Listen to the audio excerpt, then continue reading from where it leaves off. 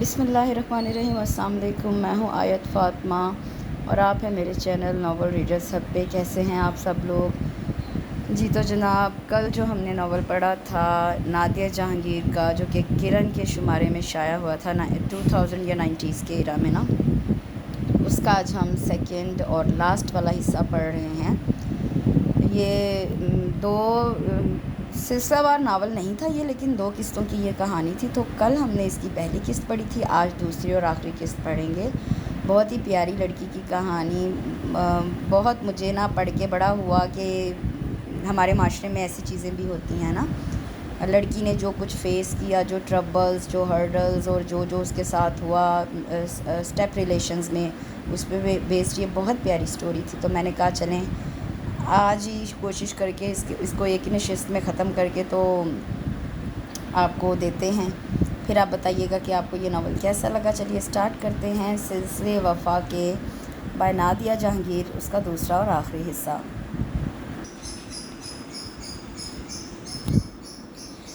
تو ناول ہم نے کہاں ختم کیا تھا؟ پہلی قسط جہاں پہ نا یہ سب لوگ پکنک کے لیے جاتے ہیں فورٹ منرو، فیملی پکنک کے لیے۔ تو وہاں پہ جو ہے نا سباس جو ہیروئن ہے وہ گر جاتی ہے نا پہاڑی سے، جھاڑیوں میں اٹک جاتی ہے۔ تو پھر جو ڈاکٹر طلحہ ہے، اس کا جو شوہر ہے، نکاح ہوا ہے ان کا، وہ اس کو ڈھونڈنے نکلتا ہے تو اس کو وہ مل جاتی ہے۔ تو اس سے آگے پڑھتے ہیں، دیکھتے ہیں کیا ہوتا ہے آگے سٹوری میں۔ وہ اسے اٹھا کر ہسپتال لے آیا، جہاں چند ہی گھنٹوں بعد اسے ہوش آ گیا۔ ہوش میں آتے ہی اور طلحہ پہ نظر پڑتی وہ ایک بار پھر رونے لگی، تو وہ اس کے پاس بیٹھ کر اسے تسلی دلاسا دینے لگا۔ وہ اسے لپٹ کر پھوٹ پھوٹ کر روتی رہی۔ مجھے وہاں اکیلا چھوڑ کر کیوں چلے گئے تھے آپ سب؟ کیا میں اتنی غیر اہم ہوں کہ میری موجودگی آپ میں سے کسی کو بھی محسوس نہ ہوئی؟ وہ سب کو پرشکوہ نظروں سے دیکھ رہی تھی، سب اسے اپنی محبت کا یقین دلا رہے تھے۔ اسی دن انہوں نے واپسی کے لیے رخت سفر باندھ لیا۔ گھر پہنچے تو اس کی ماں اس کے سر اور پیر پر بینڈیج دیکھ کر پریشان ہوگی، باقی سب نے اتنا نوٹس نہ لیا۔ یہ سر کہاں سے پھاڑا ہے تو نے؟ دادی نے شاید مروتاً پوچھ لیا تھا۔ گر گئی تھی دادی، وہ تخت پر بیٹھی پاؤں جھلانے لگی۔ کھائی میں؟ بے ساختہ پوچھا گیا۔ خدا نخواستہ اماں ایسے تو مت کہیں۔ سلائی کی مشین پہ جھکی اس کی ماں تڑپ ہی تو گئی تھی، اور اس تڑپ پہ برآمدے میں بچھی کرسی پر بیٹھ کر اخبار کا مطالعہ کرتے ہاشم بخاری نے بہت ناگواری سے انہیں دیکھا تھا۔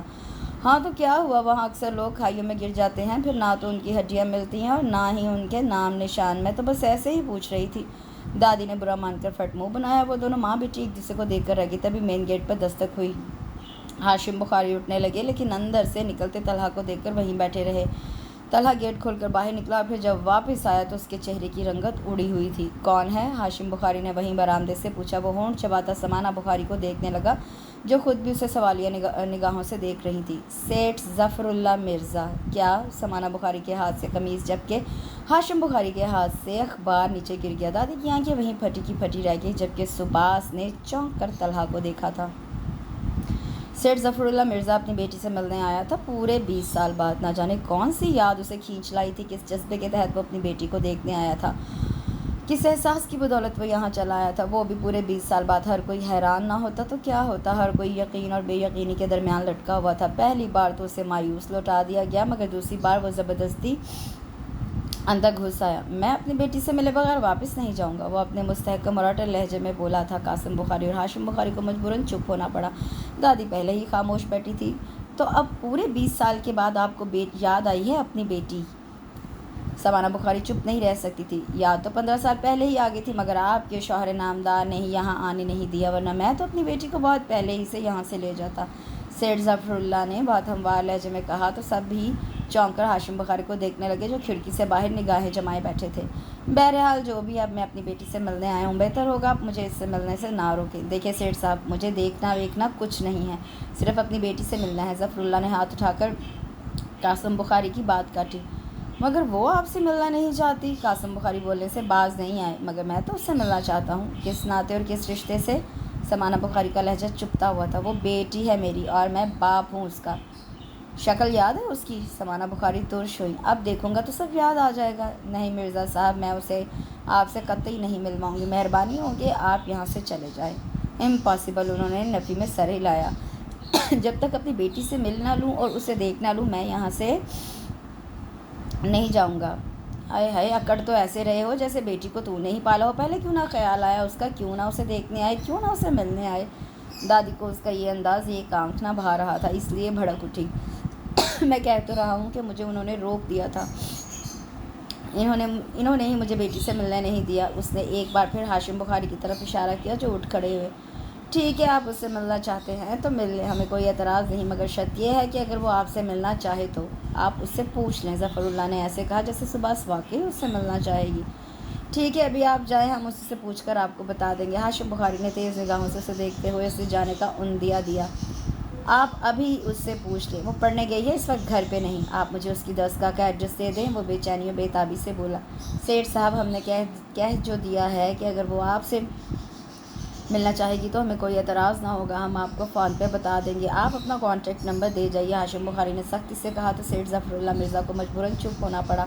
وہ اپنا کانٹیکٹ نمبر دے کر چلا گیا تو سب کے ذہنوں میں یہ سوال بے چینی کی مانند کلبلانے لگا کہ ہاشم بخاری نے اس سے پہلے اپنی بیٹی سے رابطہ کرنے کیوں نہیں دیا۔ سمانہ بخاری نے اس سے باپ سے ملنے کے بارے میں کوئی بات نہیں کی تھی، وہ بھی جانتی تو سب تھی، مگر اپنی ماں کو متوقع تکلیف سے بچانے کی خاطر اس موضوع پر بات کرنے سے کترانے لگی۔ گھر میں عجب طرح کی ٹینشن پھیلی ہوئی تھی۔ دادی ہر وقت ہی بھری رہتی، کبھی سیٹھ ظفر اللہ کو گالیاں اور کوسیں دیتی جو اتنے عرصے بعد ادھر آن دھمکا تھا، اور کبھی ان دونوں ماں بیٹی کو صلواتیں سنانے لگتی جنہوں نے پچھلے 20 سالوں سے ان کا چین و سکون غارت کر رکھا تھا۔ انہیں سمانہ بخاری سے پہلے تو کوئی ذاتی دشمنی نہیں تھی، مگر جب سے وہ اپنے پہلے شوہر سیٹھ ظفر اللہ مرزا سے طلاق لے کر اپنے چچا جان آغا جان کے گھر دوبارہ سے واپس آئی تھی، وہ ان کی جان کی دشمن بن گئی تھی۔ سمانہ بخاری کو ان کے چچا آغا جان نے ہی پالا تھا، کیونکہ بہت عرصے پہلے ہی ان کے والدین کی ڈیتھ ہو چکی تھی۔ انہوں نے ہی اسے اپنے ایک دیرینہ دوست کے بیٹے ظفر اللہ مرزا کے ساتھ بیاہا اور اس کے فرض سے سبکدوش ہو گئے، مگر بدقسمتی سے یہ شادی نبھ نہ سکی۔ ظفر اللہ مرزا ایک آوارہ اوباش اور بدقماش شخص تھا جو عورت اور پیسے کے پیچھے بھاگتا تھا۔ سمانہ بخاری نے پہلے تو اسے بہت سمجھانے کی کوشش کی اور اپنا گھر بسائے رکھنا چاہا، مگر بدقسمتی سے وہ ناکام رہی۔ بعد میں تنگ آ کر انہوں نے صلح و خاموشی اختیار کر لی، مگر قسمت پھر بھی ان پر مہربان نہ رہی۔ سیٹھ ظفر اللہ کو اولاد کی چاہ لگی تو وہ ان سے بیٹے کا مطالبہ کرنے لگا۔ پہلے 1.5 سال تک تو وہ پریگننٹ ہی نہ ہو سکی، اور پھر جب ہوئی تو بیٹے کی بجائے بیٹی نے ان کی گود میں آنکھ کھولی۔ ظفر اللہ کو بس بہانہ چاہیے تھا، اس نے انہیں بیٹی سمیت چچا کے گھر واپس بھجوا دیا اور خود گھر میں دوسری بیوی کے ساتھ رہنے لگا جو نہ جانے کب اس نے کی تھی۔ آغا جان نے پہلے تو اسے لاکھ سمجھایا بجھایا، لیکن پھر اس کی ہٹ درمی دیکھ کر اس سے طلاق کا مطالبہ کر دیا، جو اس نے کچھ ہی دنوں بعد دے دی۔ پہلے بھی ان کا ہر فیصلہ آغا جان ہی کرتے تھے، جب ایک بار پھر اس کی قسمت کا فیصلہ ہوا تو اس نے احتجاج کر دیا۔ وہ ہاشم بخاری سے قطعی شادی نہیں کرنا چاہتی تھی۔ ہاشم بخاری نے باپ کے کہے پر سر جھکا دیا، جبکہ وہ احتجاج کرتی رہ گئی، اور یہ ان کا احتجاج کیا تھا۔ ہاشم سے ان کے 3 بیٹے غنی، علی اور علی، اور 2 بیٹیاں زویا اور مبشرہ ہوئی تھی، لیکن پھر نہ جانے کیوں ہاشم بخاری ان سے کبھی خوش نہ ہو سکے، اور وہ انہیں خوش کرنے کی خاطر ہلکان ہوتی چلی گئیں۔ ادھر دادی، ان کی چچی، ان سے کافی ناخوش ہو گئی تھی اور ان کی جانی دشمن بن گئی تھی، کیونکہ وہ اپنے سب سے چھوٹے اور لاڈلے بیٹے کی شادی اپنی بھتیجی سے کرنا چاہتی تھی جو انہیں بہت عزیز تھی، مگر آغا جان نے ان کی یہ خواہش پوری نہیں ہونے دی، اس لیے سمانہ بخاری اور ان کی بیٹی سباس انہیں چھپتی تھی۔ جتنی نفرت وہ خود ان سے کرتی تھی، اتنی ہی نفرت وہ ہاشم بخاری کی آنکھوں میں بھی ان کے لیے دیکھنا چاہتی تھی، جس میں وہ خاصی کامیاب رہی تھی۔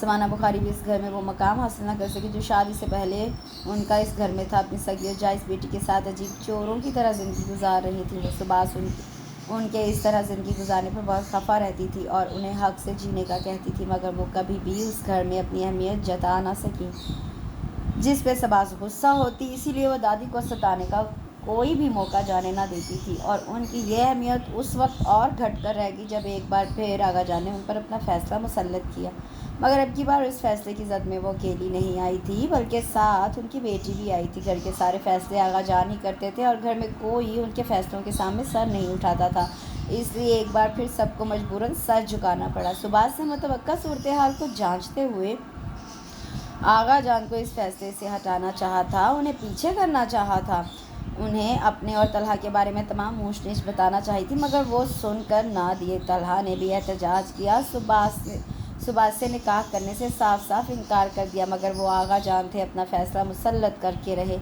دادی اور کنیز فاطمہ کو اس رشتے پہ 100% اعتراض تھا، انہوں نے بھی اس فیصلے کو آخری وقت تک جھٹلایا تھا، مگر ہولی کو کون ٹال سکتا تھا، جو ہونا تھا ہو کر رہا۔ آغا جان نے کسی کی ایک نہ سنی۔ اس فیصلے سے انہیں تو کچھ نہ ہوا، لیکن اس فیصلے کی زد میں سمانہ بخاری اور سباس آ گئی تھی۔ وہ پہلے ہی اس گھر میں فالتو کی حیثیت سے رہتی تھی، اب تو اور غیر محفوظ ہو گئی، کیونکہ دادی اور چچی کے ساتھ ان کے مجازی خدا بھی تو انہیں ناپسند کرتے تھے۔ پھر کیا حیثیت تھی ان کی اس گھر میں، اور وہ کس برتے پہ یہاں کرتی؟ ویسے سباس، سچ سچ بتاؤ، کیا تمہارا دل نہیں کرتا کہ اپنا باپ دیکھو، ان سے ملو، ان سے باتیں کرو؟ وہ سیڑھیوں سے نیچے پاؤں لٹکائے بیٹھی انار سے دانے نکال نکال کر منہ میں ڈال رہی تھی، جب ندا نے اس کے پاس بیٹھ کے اچانک اس سے پوچھا۔ اس نے نفی میں سر ہلا دیا۔ کیوں؟ بس ویسے ہی۔ لیکن پھر بھی وہ باپ ہے تمہارے اور زندہ سلامت ہے، جی تو چاہتا ہوگا نا کہ… جی تو اس کا چاہے جس نے کبھی باپ کی شفقت دیکھی ہو، جبکہ یہاں تو ایسا کچھ نہیں۔ اس نے اداسی سے آسمان کی طرف دیکھا۔ ندا کا دل کٹ کر رہ گیا۔ پھر بھی تمہیں اگر ان سے ملنے کے لیے کہا جائے تو میں پھر بھی ان سے نہیں ملوں گی۔ کیوں؟ ندا نے حیرت سے اسے دیکھا۔ کیونکہ میں ہمیشہ سگی محبتوں اور شفقتوں سے محروم رہی ہوں، اس لیے اب میں محروم ہی رہنا چاہوں گی۔ میں کسی کی سگی اور سچی محبت کا خود کو عادی نہیں بنانا چاہتی۔ تم ایک دم غلط بات کر رہی ہو۔ ندا کو اس کی سوچ سراسر غلط اور بچکانہ لگی تھی۔ اگر تم میری جگہ ہوتی تو تم بھی ایسی ہی بات کرتی۔ اس کے لہجے میں اداسی اور انداز میں شکست تھی۔ ندا کچھ بول نہ سکی، بس لب بھینچے اسے دیکھتی گئی۔ سمانہ بخاری نے تو نہیں، البتہ قاسم بخاری نے اسے سیٹھ ظفراللہ مرزا سے ملنے کا کہا تو اس نے صاف انکار کر دیا۔ سیٹھ ظفراللہ اس کے بعد گھر نہیں آیا تھا، البتہ فون پر رابطہ رکھے ہوئے تھا اور اس سے بات کرنے کے لیے مسلسل اصرار کر رہا تھا۔ اس کی بے چینی و بے تابی دیکھ کر مجبوراً سمانہ بخاری کو اسے کہنا پڑا کہ کم از کم وہ اس سے فون پر بات ہی کر لے، مگر آگے سے وہ بھڑک ہی اٹھی۔ نہیں امی، قطعی نہیں۔ جس شخص نے مجھے گھر میں 10 دن بھی رکھنا گوارا نہ کیا، ناجائز اولاد کی طرح اٹھا کر گھر سے باہر پھینک دیا، میں اس سے قطعی نہیں مل سکتی۔ میں اس سے ملنا چاہوں بھی تو یہ دل نہیں مانے گا۔ اس نے فوراً سے پیشتر انکار کیا۔ وہ باپ ہے تمہارا، بے شک، لیکن یہ خیال انہیں تب کیوں نہیں آیا جب میں پیدا ہوئی، جب مجھے باپ کی محبت کی ضرورت تھی، ان کا شفیق سایہ چاہیے تھا، ان کے مضبوط اور مہربان ہاتھوں کی طلب تھی؟ تب وہ کہاں تھے؟ تب انہیں میرا خیال کیوں نہیں آیا؟ میں تو ان کے سینے پہ سر رکھ کے سونا چاہتی تھی، غنی، زویا، علی کی طرح ان کی انگلی پکڑ کر چلنا چاہتی تھی، اپنے دل کی گہرائیوں سے انہیں ابو کہنا چاہتی تھی۔ تب انہوں نے میرا خیال کیوں نہیں کیا؟ کیوں وہ میرے پاس نہیں آئی؟ ایک دم وہ جذباتی سی ہو گئی تو سمانہ بخاری دکھ سے اسے دیکھنے لگی۔ تب وہ ہوش میں نہیں تھا بیٹا، وہ مدہوشی کی زندگی جی رہا تھا، دولت کے نشے نے اندھا کر رکھا تھا۔ تو اب وہ کیا لینے آئے ہیں؟ آپ بھی جائیں، دولت کے پیچھے بھاگے، روپوں کے پیچھے۔ اس نے تیزی سے اپنی ماں کی بات کاٹی۔ وہ کیا سمجھتے ہیں کہ اب مجھے ان کے پیسوں کی ضرورت ہے، ان کے روپوں کی ضرورت ہے؟ نہیں، ضرورت تو مجھے تب تھی جب مجھے اس گھر میں ندا کے مقابلے میں دودھ کم دیا جاتا تھا۔ ضرورت تو تب تھی جب میں ندا کے اترے کپڑے پہنتی تھی، اس کے کھلونوں سے کھیلتی تھی۔ ضرورت تو تب تھی امی جب گھر کے سب بچوں کو پرائیویٹ اور مجھے فیس کی وجہ سے سرکاری اسکول میں داخل کرایا گیا، جب میں نئی یونیفارم اور نئے جوتوں کے لیے ترستی تھی، جب میں طلحہ کی پھٹی پرانی کتابیں لے کر اسکول جاتی تھی۔ مجھے روپوں پیسے کی ضرورت تب تھی، اب نہیں۔ اس نے تیزی سے نفی میں سر ہلایا۔ اس کی ماں ہونٹ کچلنے لگی۔ ساری زندگی میں نے اسٹور میں رہ کر گزاری، اندھیرے اور کم روشنی نے ہمیشہ میرا مذاق اڑایا، ٹوٹی چارپائی نے ہمیشہ مجھے میری قسم پرسی کا احساس دلایا، پھٹے بستر نے ہمیشہ مجھے مفلسی اور بے چارگی کا طعنہ دیا۔ امی، تب تو انہیں میرا خیال نہیں آیا، اور اب وہ میرے دعوے دار بن گئے ہیں۔ کیا یہ دعویٰ کرنا ان کو زیب دیتا ہے؟ اس کا لہجہ ترش ہوا تھا۔ ان کی بیٹی نے ہمیشہ غیروں کی گالیاں کھائیں، جوتیاں کھائی ہیں، اس کی ساری زندگی طعنوں تشنوں میں گزری ہے، لوگوں کی باتیں سنتے ہوئے گزری ہے، صرف ایک گھر کی خاطر، تاکہ اسے یہاں رہنے دیا جائے، یہاں سے نکالا نہ جائے، کہیں اسے بے گھر نہ کر دیا جائے۔ بولتے بولتے یکدم اس کی آواز رند گئی۔ اس کی ماں چاہتے ہوئے بھی آنسو نہ روک سکی۔ امی، آپ کے ہوتے ہوئے بھی جس طرح کی زندگی میں نے یہاں گزاری ہے وہ صرف میں ہی جانتی ہوں۔ اس گھر میں رہ کر جس اذیت اور تکالیف کا سامنا مجھے کرنا پڑا ہے اس سے صرف میں ہی واقف ہوں۔ کیا نہیں ملا مجھے اس گھر سے؟ یکدم وہ رو پڑی۔ اس کی ماں تڑپ ہی تو گئی تھی، کھینچ کر اسے ساتھ لگا لیا۔ بچپن سے لے کر آج تک ایک فالتو کی حیثیت سے رہ رہی ہوں یہاں، ہمیشہ طعنے تشنے، گالیاں اور جوتیاں کھائی ہیں اس گھر سے، دادی، تائی اور آپ کے شوہر کے منہ سے ہمیشہ اپنے لیے برے الفاظ ہی سنے ہیں، ان کی آنکھوں میں ہمیشہ اپنے لیے نفرت ہی دیکھی ہے، لیکن پھر بھی ڈھیٹ بنی یہاں پڑ رہی، بے غیرتوں بے شرموں کی طرح زندگی گزارتی رہی۔ وہ اپنی ماں کو کبھی شرمندہ نہیں کرنا چاہتی تھی، مگر جو جذباتی ہوئی تو روتے روتے سب کچھ اس کے منہ سے نکل گیا۔ آپ نہیں جانتی امی، اس سارے وقت میں نے اپنے سگے باپ کو کتنا یاد کیا، کس قدر ان کی چاہ کی۔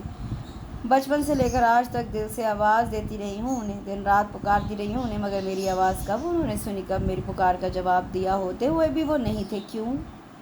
रोते रोते यकदम वो चिल्लाने लगी, क्या मैं उनकी जायज़ औलाद नहीं थी? क्या मैं उनकी सगी औलाद नहीं थी? क्या जब मुझे चोट लगती थी उधर एहसास नहीं होता था? क्या वो इतने बेइज्जत थे, इतने बेमहर थे कि मुझे ही भूल गए, अपनी सगी औलाद को ही भूल गए? इस सारी बातों का भला समाना बुखारी के पास क्या जवाब हो सकता था? वो चुपचाप बहते आंसू समेत उसे देखे गई, जो ज़ारो कतार रोए जा रही थी, जिसके मुंह से निकलता हर लफ्ज़ कड़वा मगर सच्चा था, जिसे वो कभी छुटला ना सकती थी।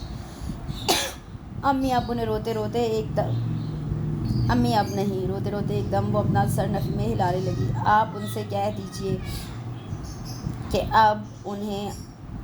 अब नहीं, अब वक्त उनके हाथ से निकल गया है। अब ना तो वक्त उनका साथ देगा, ना उनकी बेटी, जैसे वो आए हैं वैसे ही लौट जाए।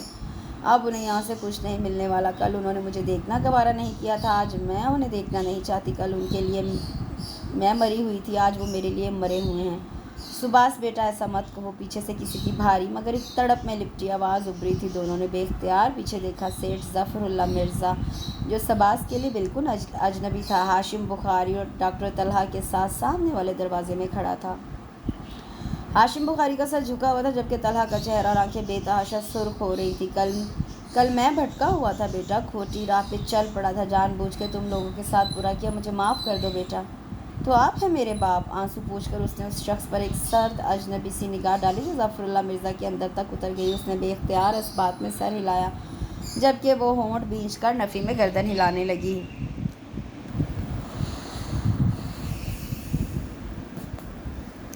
बहुत अच्छे, मगर मुझे अफसोस है कि मैं आपको अपना बाप नहीं मानती। उसका लहजा बर्फीला और अंदाज सपाट था, आंखों में बेहद अजनबियत थी। ऐसे ना कहो बेटा, मैं तुमसे मिलने आया हूँ, बाप हूँ मैं तुम्हारा।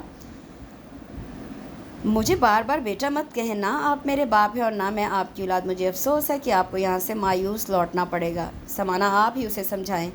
सेठ साहब, गिड़गिड़ाने की ज़रूरत नहीं, जब मैं ही आपसे मिलना नहीं चाहती तो ये सब क्या करेंगे? बेहतर है आप अपना मज़ीद वक्त बर्बाद ना करें और ख़ामोशी से यहाँ से चले जाएं।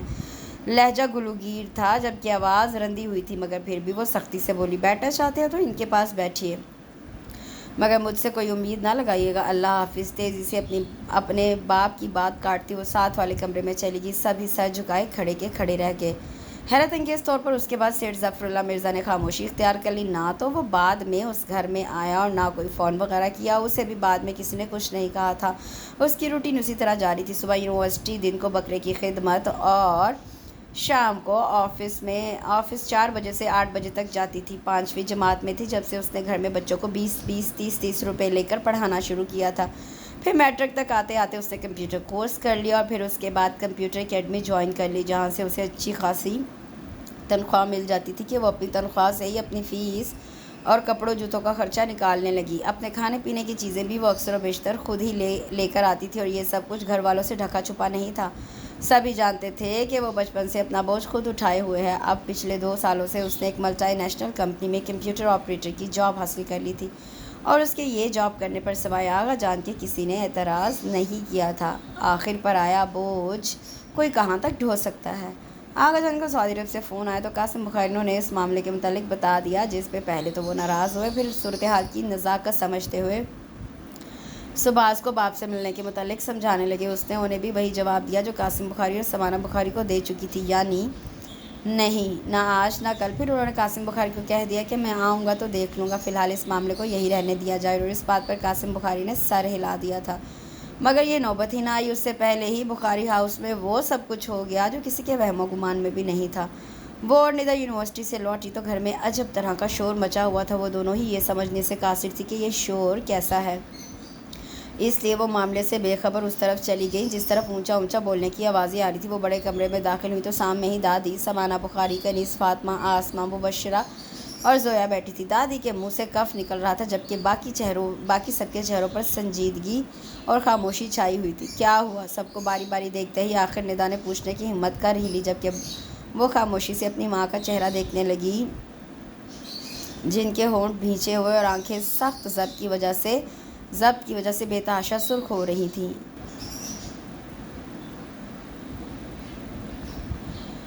ارے پوچھو، ارے یہ پوچھو کیا نہیں ہوا، ہمارے ناک تلے کھیل کھیلا جاتا رہا اور ہم ایسے بے خبر رہے کہ کچھ سمجھ ہی نہ سکے۔ دادی نے تقریباً سینہ ہی پیٹ ڈالا۔ وہ دونوں ایک دوسرے کو دیکھنے لگی۔ میں پہلے ہی کہتی تھی اس کے چال چلن شروع سے ہی ٹھیک نہیں، یہ ضرور کوئی نہ کوئی جھنڈا چڑھائے گی، مگر میری سنتا کون ہے۔ کھلی چھٹی دے دی اسے کہ جاؤ بی بی، جو کرنا ہے وہ کرو، پھانسو جا کے غیر مردوں کو، جاؤ قابو کرو ان مردوں کو۔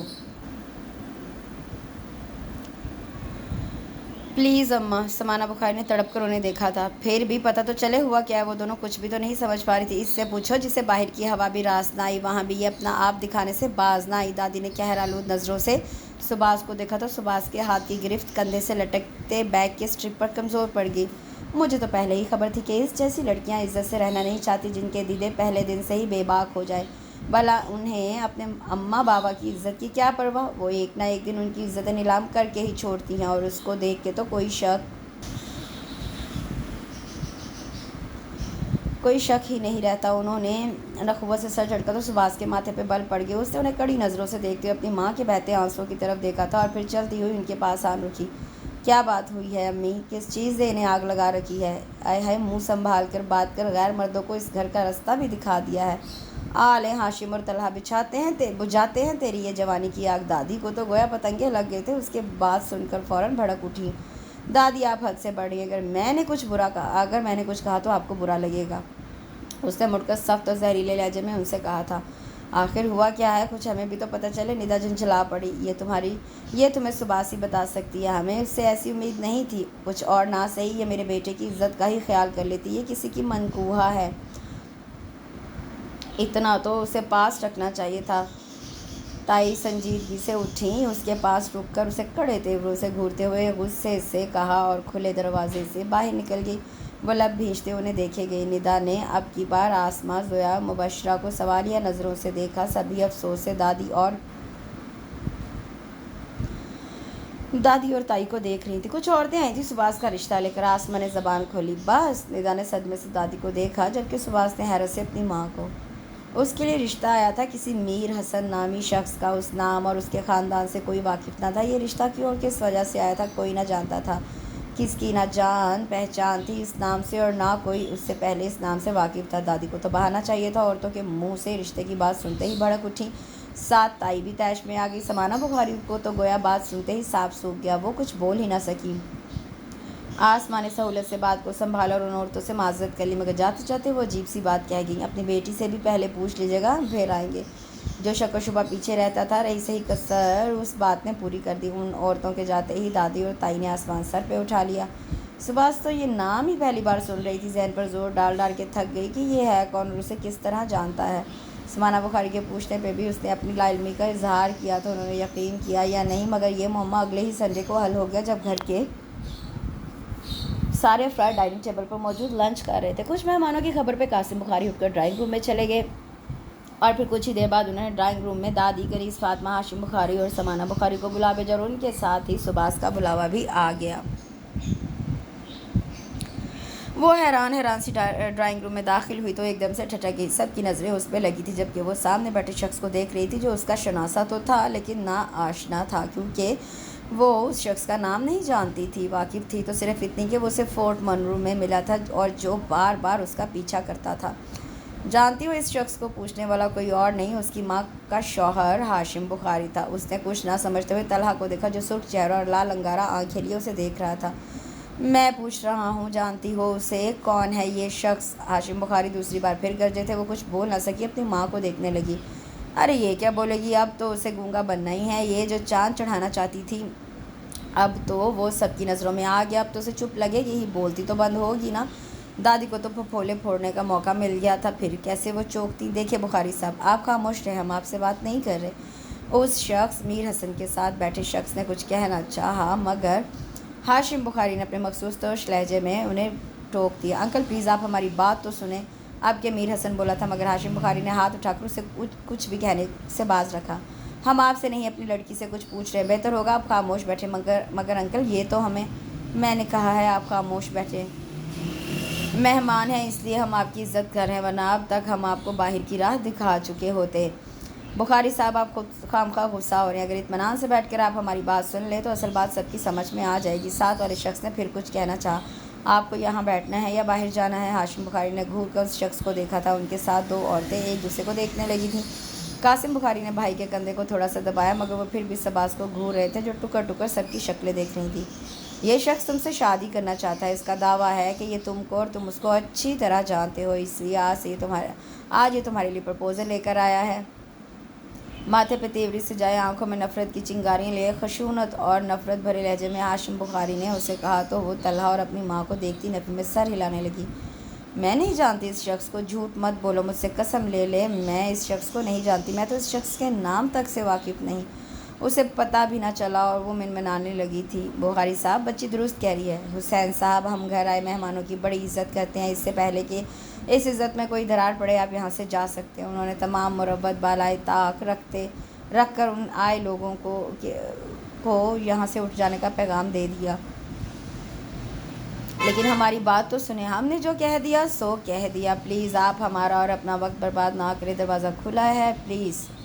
انہوں نے ہاتھ کے اشارے سے انہیں باہر کا راستہ دکھایا۔ انکل آپ یہاں سے جا سکتے ہیں۔ ان کا لہجہ سخت، مضبوط، مستحکم اور ہموار دیکھ کر وہ چاروں مہمان ایک دوسرے کو دیکھتے اٹھ کھڑے ہوئے۔ ان کے انداز میں بے بسی نمایاں تھی۔ بخاری صاحب اگلے کی بات کو ٹھنڈے دل و دماغ سے سن لینا چاہیے، اس میں صرف دوسرے کا ہی نہیں اپنا بھی فائدہ ہوتا ہے، پلیز آپ بچی کو کچھ مت کہیے گا، وہ واقعی ہم سے ناواقف و انجان ہے، ہم یہ رشتہ اپنی خواہش و مرضی سے لے کر آئے ہیں، یہ بچی واقعی بے خبر ہے۔ جاتے سمے چاروں مرد اور عورتیں ان کے پاس رکے اور وہ ذرا بڑی عمر کے مرد جنہیں ہاشم بخاری نے حسین صاحب کہا تھا ان کے کندھے پر ہاتھ رکھ کے کہا اور پھر اللہ حافظ کہتے باہر نکل گیا۔ جب امیر حسن نے اسے دیکھ کر بے اختیار آئی ایم سوری کہا اور باہر نکل گیا۔ ان کے جاتے ہی سب نے ایک بار پھر اس پہ نظریں جما دی اور سوال و جواب کا سلسلہ ایک بار پھر شروع ہو گیا۔ ایک طرف دادی شروع ہوئی، دوسری طرف ہاشم بخاری غصے سے اسے پہلے ہی گھورے تھے۔ قاسم بخاری کی آنکھوں میں بھی بے اعتباری کے رنگ نمایاں تھے۔ طلحہ ابھی تک سرخ چہرے اور سرخ آنکھوں سے اسے دیکھ رہا تھا، اس نے سب کی طرف دیکھتے ہوئے اپنی ماں کی طرف دیکھا تھا، وہ اسے دیکھتی مسلسل نفی میں سر ہلاتی بس روئے جا رہی تھی۔ وہ تیزی سے ان کی جانب بڑھی۔ امی میرا یقین کریں میں اس شخص کو جانتی تک نہیں، میں نہیں جانتی کہ وہ کون ہے، کہاں سے آیا اور یہاں کیوں آیا، مجھ سے چاہے جو قسم لے لے میں واقعی ارے یہ بہلاوے بچوں کو دینا ہم نہیں تیرے ان فضول اور بے تکے بہانوں میں آنے والے۔ اس کو گھر کی راہ دکھا دی، یہاں تک بلا لیا اور پھر بھی مکر رہی ہے، بے حیا لڑکی۔ دادی تو گویا چھت کو چھو رہی تھیں۔ دادی میں سچ کہہ رہی ہوں۔ وہ دادی کی جانب مڑی، اپنی صفائی پیش کرنا چاہیے۔ ارے جا جا، تیرا کوئی بھی روپ ہم سے چھپا ہوا نہیں، جانتے ہیں ہم سب۔ تو نے ہاشم کی عزت کو بٹا لگا دیا، اسے کہیں کا نہیں چھوڑا، اور کچھ نہیں، اتنا تو خیال کر لیتی کہ اس گھر کے ٹکڑوں پہ پلی ہے، وہ ٹکڑے حرام کے تو نہیں تھے، اور یہ میرا پوتا۔ انہوں نے مڑ کر طلحہ کی طرف اشارہ کیا۔ تیرا منگیتر نہیں، قسم ہے تیرا، اس کی عزت و غیرت کا جنازہ نکالتے ہوئے تجھے ذرا شرم نہ آئی؟ دادی کے کہنے کی دیر تھی کہ طلحہ جھٹکے سے اٹھ کھڑا ہوا، تیزی سے اس کے پاس سے گزرنے لگا کہ بے اختیار اس نے اس کا بازو پکڑ لیا۔ طلحہ آپ تو میرا یقین کرے، اس نے ایک آس ایک امید سے اس کی آنکھوں میں دیکھا تھا۔ کیا یقین کروں، میں نے تو خود تمہیں اس کے ساتھ دیکھا تھا سباز، پھر بھی کہتی ہوں، ٹوٹے ارمانوں اور بکھرے اعتبار کی کرچیاں تھیں اس کے لہجے میں جو سباز کو ایک ہی بار میں لہو لہان کر گئیں۔ اس نے نفی میں سر ہلاتے ہوئے ڈبڈبائی آنکھوں سے اسے دیکھا تھا۔ وہ اپنا بازو چھڑانے لگا۔ جب اس نے اپنی گھٹی آواز میں نہیں نہیں کہا تھا، اس نے جھٹکے سے اپنا بازو چھڑانا چاہا، مگر وہ ایسا کر نہیں سکا کیونکہ سباز وہیں گر پڑی تھی اور وہ اسے سہارا بھی نہ دیکھ سکا۔ ایسے مت کرو سباز، مت جاؤ اس گھر سے، ہم سب تمہارے بغیر کیا کریں گے؟ اسے سامان باندھتا دیکھ کر ندا روحانسی ہو رہی تھی، وہ سامان چھوڑ کر اس کے پاس آ بیٹھی۔ مجھے مت روکو ندا، اب میں اس گھر میں نہیں رہ سکتی۔ اس گھر نے مجھ پہ اعتبار، اعتماد اور یقین کرنے کی بجائے مجھے ذلیل رسوا کر کے رکھ دیا۔ کیا تم سوچ سکتی ہو سباز ایسی گری ہوئی کوئی حرکت کر سکتی ہے؟ کیا میں بچی ہوں؟ میں نہیں جانتی کہ عزت کیا ہوتی ہے، اس کا جنازہ کیسے نکلتا ہے؟ کیا میں اس سے ناواقف ہوں کہ ماں باپ کی عزت کیا ہوتی ہے؟ ندا اس گھر نے مجھے سہارا تو دیا مگر ہمیشہ مجھے رسوا کیا۔ کیا میں اتنی بری ہوں کہ 22 سالوں سے یہاں رہ رہی ہوں مگر پھر بھی کسی کے دل میں ذرہ برابر بھی اپنے لیے جگہ نہ بنا سکی، نہ عزت؟ ہر کوئی مجھے بے اعتباری اور شک کی نظر سے دیکھتا ہے، ہر کسی کو میں بری لگتی ہوں۔ ایسا کیوں ہے ندا؟ ہر کوئی مجھ پہ کیوں شک کر رہا ہے؟ سباز یہ وقتی باتیں ہیں۔ نہیں ندا، یہ وقتی باتیں نہیں ہیں، مجھ پہ شک کیا گیا ہے، مجھے بے اعتبار کیا گیا ہے، تم نہیں جانتی، مجھے اندر سے کاٹ ڈالا گیا ہے، میرے ٹکڑے ٹکڑے کر دیے گئے ہیں، میں اندر سے مر گئی ہوں ندا، میری اندر سے موت ہو چکی ہے۔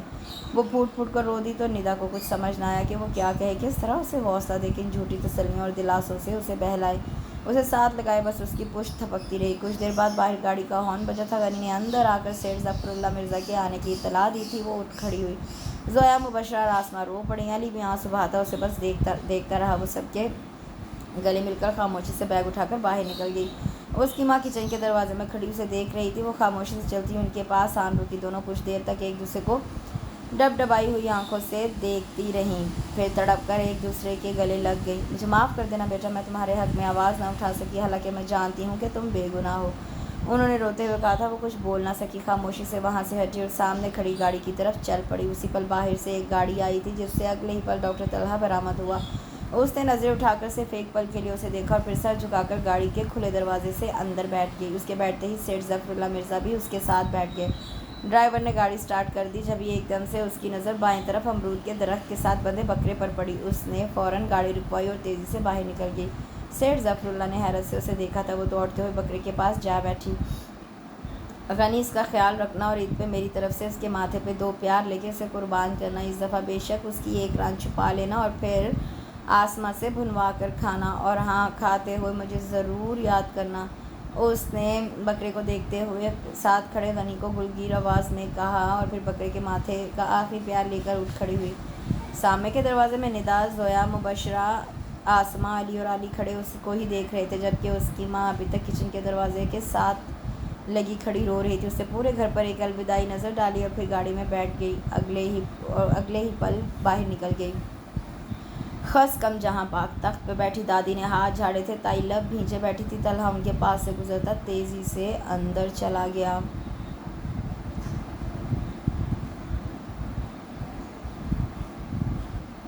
بہت خاموشی سے اس کی آنکھ سے ایک قطرہ نکلا، گال کو چھوتا ہوا ٹھوڑی پر اٹکا اور پھر گریبان میں جذب ہو گیا۔ اس نے سسک کر وہیں آنکھیں مودی اور کھڑکی کے پٹ سے پشت ٹکا کر آنسوؤں کا گلا گھونٹنے لگی۔ اسے کسی شخص کی یاد آئی تھی، کس کی وہ جانتی تھی۔ انجان بن گئی، یاد کو بھی جھٹلا دیا۔ چاہ کر کبھی وہ اس گھر اور اس گھر کے مکینوں کو بھلا نہ پا رہی تھی۔ اب یہاں آ کر اسے احساس ہو رہا تھا کہ اس گھر میں اسے جتنی نفرت ملی تھی، اسے دگنی محبت بھی تو ملی تھی، مگر ایک بھاری لمحے نے ایک پل میں ہی اسے سب کچھ چھین لیا۔ ندا کی دوستی اور پرخلوص محبت، غنی کی بے لوث محبت اور سگی بہنوں جیسا مان، زویا، مبشرہ، علی اور علی کی محبت، پیار، چاہت اور عزت، مان، آغا جان اور تایا جان کے سب بچوں، ایسی ہی محبت وہ چاہتی بھی تو یہ سب کچھ نہیں بھلا سکتی تھی۔ وہ جانتی تھی اب اس کا اس گھر سے کوئی تعلق نہیں رہا، وہ ہمیشہ ہمیشہ کے لیے وہ گھر چھوڑ آئی ہے، اس گھر کو خیر آباد کیا آئی ہے، مگر پھر بھی دل نہ جانے کیوں ادھر ہی ہمک رہا تھا، حالانکہ جو کچھ اسے یہاں ملا تھا وہ اس کے خواب میں بھی کبھی نہ آیا تھا۔ یہاں آ کر اسے صرف سگا باپ ہی نہیں، ماں بھی ملی تھی، جو اس کے باپ کی دوسری بیوی تھی، مگر اسے سگی ماں جیسا پیار اور مان دے رہی تھی۔ جس دن سے وہ یہاں آئی تھی، اس دن سے وہ اس کے ساتھ چپکی ہوئی تھی۔ گھر میں درجنوں نوکر موجود تھے، مگر پھر بھی وہ خود اپنے ہاتھوں سے اس کے لیے ناشتہ تیار کرتی، اسے پوچھ کر اس کی پسند کا دوپہر کا کھانا بناتی، رات اس کی مرضی اور چاہ سے ڈائننگ ٹیبل سجاتی، ہر پارٹی اور ڈنر میں اسے ساتھ لے کر جاتی، ہر کسی کے سامنے اسے بیٹی کہہ کر متعارف کرواتی۔ وہ اپنے اتنے ناز نخرے اٹھائے جانے پر بجائے خوش ہونے کے اداس ہو جاتی۔ اپنی پچھلی زندگی جو آنکھوں کے سامنے ناچنے لگتی تھی، پھر کیسے وہ خوش ہوتی، کیسے اس سب پر نازاں ہوتی۔ جہاں آرا اسے خوش اور مطمئن دیکھنے کے لیے ہر ممکن کوشش کر رہی تھی، ہر دوسرے تیسرے دن اسے شاپنگ پہ لے جاتی، مہنگے سے مہنگا کپڑا، مہنگے سے مہنگا جوتا لے کر اسے دیتی، قیمتی کاسمیٹکس کا سامان، بیش بہا قیمت کے جدید اسٹائلش بیگز، بہترین عمدہ جویلری منٹوں میں خرید کر اس کے پیروں میں ڈھیر کر دیتی، مگر پھر بھی اس کی آنکھوں میں موجودہ نمی اور اداسی کہیں چھپنے کا نام نہیں لے رہی تھی، اور وہ چاہ کر بھی اسے کم نہ کر پا رہی تھی۔ اس کی اداسی انہیں اداس کر رہی تھی۔ بے شک وہ دوبارہ اس گھر میں نہیں جانا چاہتی تھی، اس گھر کو دیکھنا تک نہیں چاہتی تھی، مگر اس دل کا کیا کرتی جسے اس گھر سے نہیں، اس گھر کے مکینوں سے محبت تھی، اور مکین بھی ایسے جنہیں وہ کبھی بھی بھلا نہیں سکتی تھی۔ آخر 22 سال وہاں ان کے ساتھ رہ کر گزارے تھے، چاہتی بھی تو وہ انہیں بھلا نہیں سکتی تھی، اور اس سب سے پرے قدرے دور وہاں کے لیے دل مچلنے کا ایک اور بہانہ بھی تھا ہی۔ بے نیازی، بے گانگی کے باوجود، بے مہری، بے اعتنائی کے باوجود دل جس کا اسیر تھا، پہلے باخبری میں بھی بے خبری تھی، اب بے خبری میں بھی باخبری تھی۔ وہ سنگ دل، ظالم اور بے مہر شخص، جو اسے ہمہ وقت اکھڑ اور بیزار رہتا، جانے کب، کیسے اور کس وقت اس کے دل پر قابض ہو گیا تھا۔ پہلے وہ اس سے خار کھاتی تھی، اس سے بھاگتی تھی، مگر پھر جانے کب اس کی طرف کھینچتی چلی گئی، نہ خود کو خبر ہوئی، نہ کسی کو پتہ چلا۔ اسی لیے تو اس دن جس دن اسے ذلیل و رسوا کیا جا رہا تھا، اس کی ذات و عزت کے بخیے ادھیڑے جا رہے تھے، اس کے کردار پر کیچڑ اچھالا جا رہا تھا، اس سے ایک امید، ایک آس لے کر اسے دیکھا تھا، اسے یقین تھا کم از کم وہ اسے رسوا نہیں کرے گا، اس کا یقین کرے گا، سب گھر والوں کے سامنے اس کے حق میں بول پڑے گا، اس کی بے گناہی کو نہ صرف خود مانے گا بلکہ پورے گھر والوں کے سامنے اسے بے گناہ ثابت کرے گا۔ مگر کیا ہوا؟ اس نے تو اس کی امیدوں پر پانی پھیر دیا، اس کی آس نراز کو وہی ختم کر دیا۔ بولا بھی تو کیا، کہا بھی تو کیا، نہ اس کا یقین کیا، نہ اسے کوئی مان دیا، سب کچھ لمحوں میں ملیا میٹ کر دیا، سب کچھ خاک میں ملا دیا۔ اب وہ سوچتی کاش وہ سب جو اس کے منہ سے ایک جملے کی صورت میں نکلا تھا وہ سننے سے پہلے وہ مر جاتی تو اچھا تھا۔ مگر چاہنے سے کیا ہوتا ہے، لکھے کو کوئی بدل تو نہیں سکتا۔ جتنا اس نے ذلیل ہونا تھا وہ ہو چکی، جتنا رسوا ہونا تھا وہ ہو چکی، اب تو کچھ بھی نہیں ہو سکتا تھا، اور اب دراصل وہ کچھ کرنا بھی نہیں چاہتی تھی۔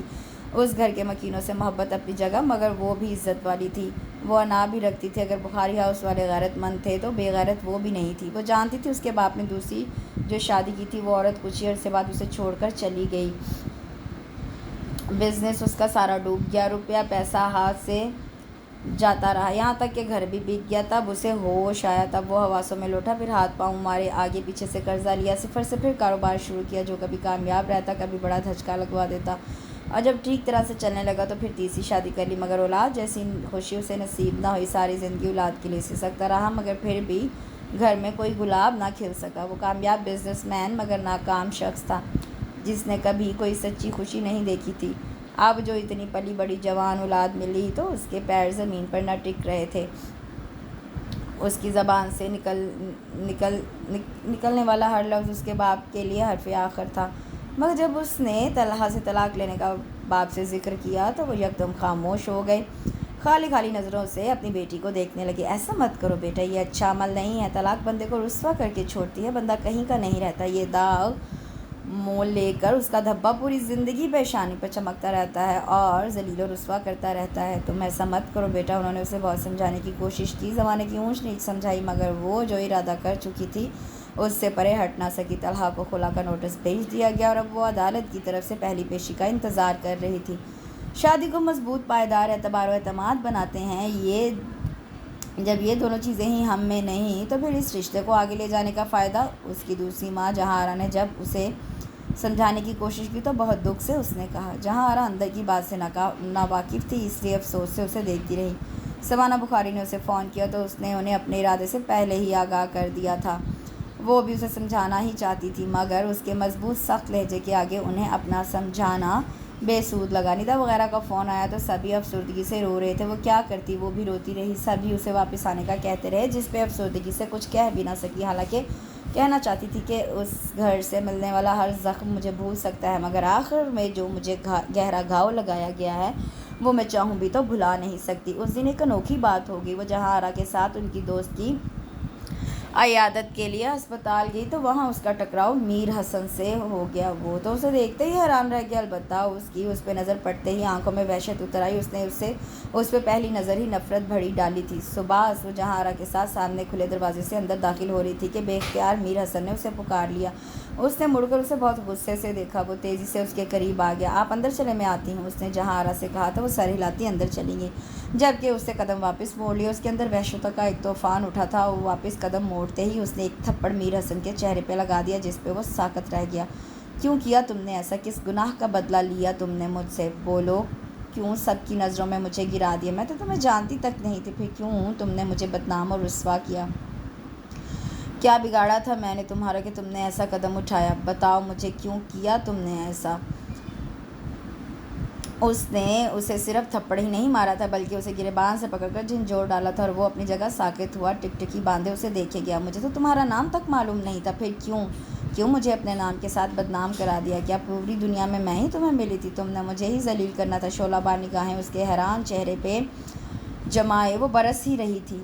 مجھے تو پہلے ہی عزت کی ضرورت تھی اور جو تھوڑی بہت تھی وہ بھی تم نے چھین لی۔ کیا برا کیا تھا میں نے تمہارے ساتھ جو تم نے ایسا کیا؟ بتاؤ مجھے، بولو۔ اب کی بار کہتے کہتے وہ رو پڑی، اس کے گریبان پہ بھی اس کے ہاتھوں کی گرفت ڈھیلی پڑ گئی۔ میر حسن نے اسے روتے دیکھا تو بے اختیار نفی میں سر ہلانے لگا۔ نہیں سباس، میں نے ایسا تو نہیں چاہا تھا، تو کیسا چاہا تھا؟ بے شک تم مجھے پہلی نظر میں اچھی لگی تھی اور میں نے اسی وقت تم سے شادی جیسے پاکیزہ بندھن کو باندھنے کا سوچا تھا، مگر میں نے یہ صرف تب تک سوچا جب تک میں نہیں جانتا تھا کہ تم کسی کے نکاح میں ہو۔ اگر میں جانتا ہوتا تو قسم سے میں کبھی بھی اپنے گھر والوں کو تمہارے گھر نہیں بھیجتا۔ یقین مانو جب مجھے یہ پتہ چلا کہ تم پہلے سے ہی کسی سے منسوب ہو، کسی کے نام کی پابند ہو، تو میں اپنی نظروں میں ہی گر گیا۔ بہت پچھتایا کہ میں نے اپنے والدین کو تمہارے گھر کیوں بھیجا، مگر تب تک بہت دیر ہو چکی تھی۔ تم نے مجھے کہیں کا نہیں چھوڑا میر حسن، سارے زمانے کی نظروں میں مجھے گرا دیا۔ باخدا میں ایسا کچھ نہیں چاہتا تھا، میں تو اپنی طرف سے ہی تمہارا اور تمہارے گھر کا ایڈریس معلوم کیا تھا اور اس جلد بازی میں تم سے پوچھے بغیر اپنے والدین کو تمہارے گھر بھیج دیا۔ میں تو سیدھا رستہ اپنانا چاہتا تھا، اس لیے تو کوئی افیئر چلانے کی بجائے اپنے والدین سے بات کر کے تمہارے گھر بھیج دیا، مگر میں نہیں جانتا تھا کہ تمہارے گھر والے ایک سیدھی سی بات کو اتنا الٹا لیں گے۔ وہ بجائے ہماری بات سننے کے اپنی ہی طرف سے اتنے غلط اندازے لگا لیں گے۔ وہ افسوس سے کہہ رہا تھا اور اسے یقین دلانے کی کوشش کر رہا تھا، مگر روتے ہوئے وہ سر نفی میں ہلانے لگی۔ تم نہیں جانتے، تمہارے اس چھوٹے سے قدم نے میری زندگی تباہ کر دی ہے۔ میں سب کو یقین دلاتی رہی، اپنی صفائیاں پیش کرتی رہی، مگر کسی نے میرا یقین نہیں کیا۔ سب نے مجھے غلط سمجھا، بے غیرت اور بد کردار سمجھا۔ تم تو صرف بات کر کے اپنے گھر چلے گئے، بس میں گئی مفت میں ہی، خواہ مخواہ سارے زمانے کی بدنامی رسوائی میرے حصے میں آ گئی۔ میر حسن، مجھے مفت میں بدنام کر دیا گیا۔ کیا کیا ان لوگوں نے تمہارے ساتھ؟ تمہیں بتا کر مجھے کیا ملے گا؟ بس جو ہو گیا وہی کافی ہے، اب میں مزید خود کو کسی کے سامنے گرا نہیں سکتی۔ تم نے جو کیا میں کبھی معاف نہیں کر سکتی۔ آنسو پوچھتے ہوئے اس نے سامنے کمرے کی طرف قدم بڑھا دیے۔ لیکن سباس پلیز، اس نے ہاتھ اٹھا کر اسے وہیں رکنے کا اشارہ کیا اور خود اندر چلی گئی۔ میر حسن کسی گہری سوچ میں ڈوب گیا۔ وہ کچن میں اپنے لیے چائے بنا رہی تھی جب جہاں آرا نے کسی کے فون کی اطلاع دی۔ ندا کا ہوگا، وہ سوچتی ہوئی چائے کا کپ اٹھا کر باہر نکل آئی۔ ہیلو، ریسیور اٹھاتے ہی وہ خوش دلی سے چہکی۔ ہیلو، کون؟ دوسری طرف سے آئی بھاری مردانہ آواز نے اس کے حواس کھینچ لیے۔ اس نے آنکھیں پھاڑ کے ریسیور کو دیکھا۔ ڈاکٹر طلحہ بخاری؟ جی، اس کا لہجہ سر تھا۔ آج شام 5 بجے اپنے گھر کے قریبی پارک میں مجھے مل سکتی ہو؟ بھاری لہجہ مدھم ہو کے اتنا خوبصورت تھا۔ کیوں؟ کس سلسلے میں؟ یہ میں اس وقت بتاؤں گا۔ آئی ایم سوری، میں آپ سے نہیں مل سکتی۔ اس نے اگلے ہی پل فیصلہ سنا دیا۔ کیوں؟ اس بات کا جواب میرے پاس نہیں ہے۔ دیکھو سباس، سوری، میں کچھ بزی ہوں۔ سباس، اس نے کچھ کہنا چاہا مگر اس نے ریسیور رکھ دیا۔ طلحہ تم سے کچھ کہنا چاہتا ہے، پلیز اس کی بات سن لو۔ وہ اپنے کمرے میں بیٹھی کتاب کا مطالعہ کری تھی جب جہاں آرا نے آ کر منت بھرے لہجے میں ان سے کہا، امی میں ان سے کوئی بات نہیں کرنا چاہتی، پلیز ان سے کہیں وہ یہاں سے چلے جائیں۔ دیکھو سباس بیٹا، وہ 3 دن سے یہاں آ رہا ہے اور تم مجھ سے ملنے سے مسلسل انکار کیے جا رہی ہو۔ صرف ایک بار اس کی بات سن لو، پھر بے شک کبھی نہ اس سے ملنا۔ جہاں آرا نے ایک بار پھر اس کی منت کی۔ وہ کتاب بند کر کے انہیں دیکھنے لگی۔ امی میں نے کہہ چو دیا کہ میں نے اس سے نہیں ملنا تو نہیں ملنا، پھر لمبی بحث کا فائدہ؟ بس آپ ان سے کہہ دیں کہ وہ یہاں سے چلے جائیں، پرسوں عدالت میں ملاقات ہو جائے گی۔ ایک بار اس کی بات تو سن لو، کیا پتہ وہ اسی سلسلے میں تم سے کوئی بات کرنا چاہتا ہو۔ جہاں آرا یقیناً ہار ماننے والوں میں سے نہیں تھی۔ اگر وہ اس سلسلے میں بات کرنا چاہتا بھی ہے تو اب کوئی فائدہ نہیں۔ پاگل مت بنو سباس، اگر مسئلہ سیدھی طرح سے حل ہو جائے تو اسے عدالت مل جانے کا فائدہ بہتر نہیں کہ تم دونوں ایک ساتھ بیٹھ کے اس مسئلے کو حل کر لو؟ یہی تو نہیں ہو سکتا امی، اب ہم ایک ساتھ نہیں بیٹھ سکتے۔ اس مسئلے کا سلجھاؤ اب صرف عدالت کے پاس ہے۔ سباس بیٹا، بے شک میں تمہاری سگی ماں نہیں ہوں، لیکن میرے دل میں جو تمہارے لیے محبت ہے وہ سگی ماں سے بڑھ کر ہے، اس لیے میں چاہتی ہوں کہ میری بیٹی کا گھر بسا رہے، ہمیشہ آباد رہے۔ تم اپنا فیصلہ کرنے میں خود مختار ہو کیونکہ یہ تمہاری زندگی ہے، مگر بیٹی ایک بات یاد رکھنا، یہ غلط فیصلہ پوری زندگی تباہ کر کے چھوڑتا ہے۔ تم اپنے فیصلے پہ اچھی طرح سے غور کر لو، کہیں یہ فیصلہ ہی غلط نہ ہو۔ جہاں آرا طلحہ سے معذرت کرنے کے بعد ایک بار پھر اس کے کمرے میں آئی تھی، تب وہ کھڑکی میں کھڑی گیٹ سے باہر نکلتی طلحہ کی گاڑی دیکھ رہی تھی۔ جہاں آرا نے اس کی محویت محسوس کر کے اس کے کندھے پر ہاتھ رکھ کے کہا تو وہ گہری سانس لے کر وہاں سے ہٹ گئی۔ وہ سوئی ہوئی تھی جب اس کے اوپر سے کسی نے کمبل اتارا۔ کیا ہے امی، سونے دے، اس نے بند آنکھوں سے ناگواری سے کہا تو اس کے کندھے پر کسی نے 2 ہتھڑ جڑ دیے۔ اس نے ہڑبڑا کے آنکھیں کھولی تھی، بالکل منحوسوں کی طرح پڑی ہو۔ شرم نہیں آتی؟ ماں کام کاج میں جتی ہے اور بیٹی آرام سے بستر میں گھسی پڑی ہے، اپنے کرتوت تو نے نہیں بدلنے؟ دادی آپ، وہ اچھل ہی تو پڑی تھی۔ ارے بدبخت، آہستہ بول، دل دہلا کر رکھ دیا، پہلے ہی میرا دل بہت کمزور ہے، یہیں نہ مار دینا۔ دادی نے اس کے اچھلنے اور پھر چلانے پہ دہل کر ہاتھ سینے پہ رکھا تو وہ حیرت سے انہیں دیکھی گئی۔ ارے دیدے، کیا پھاڑ پھاڑ کے دیکھ رہی ہے؟ یہ میں ہی ہوں، تیری دادی۔ لیکن آپ یہاں کیوں آئیں؟ اس کی حیرت کسی طور پر بھی کم نہ ہو پا رہی تھی۔ کیا میں اپنی پوتی کے گھر نہیں آ سکتی؟ کون پوتی؟ میں تو آپ کی پوتی ہی نہیں ہوں۔ اچھا، 22 سال تک دادی دادی کہہ کر زبان سوکھتی نہیں تھی اور اب پوتی ہونے سے انکاری ہو رہی ہے؟ دادی نے گھور کر اسے دیکھا تو وہ ہونٹ چبانے لگی۔ دادی، شاید آپ غلطی سے یہاں آ گئی ہیں، اس نے سنجیدگی سے کہا تو انہوں نے جیسے ناک سے مکھی اڑے۔ ارے چا، میں کیوں غلطی کرنے لگی؟ کیا مجھ سے بھولا ہوا ہے تیرا یہ گھر؟ انہوں نے اسے کھینچ کر آدھے کمبل سے باہر نکالا۔ چل اٹھ باہر چل، تیری تائی بھی میرے ساتھ ہے اور تیرا باپ بھی کب سے آئے بیٹھے ہیں، مگر تیری ماں خدمتوں میں جت گئی بجائے تجھے بلانے کے۔ کون باپ؟ اسے ایک ہی لفظ سمجھ میں آیا تھا، ہاشم۔ اور کون؟ مگر میرا باپ تو ظفر اللہ مرزا ہے۔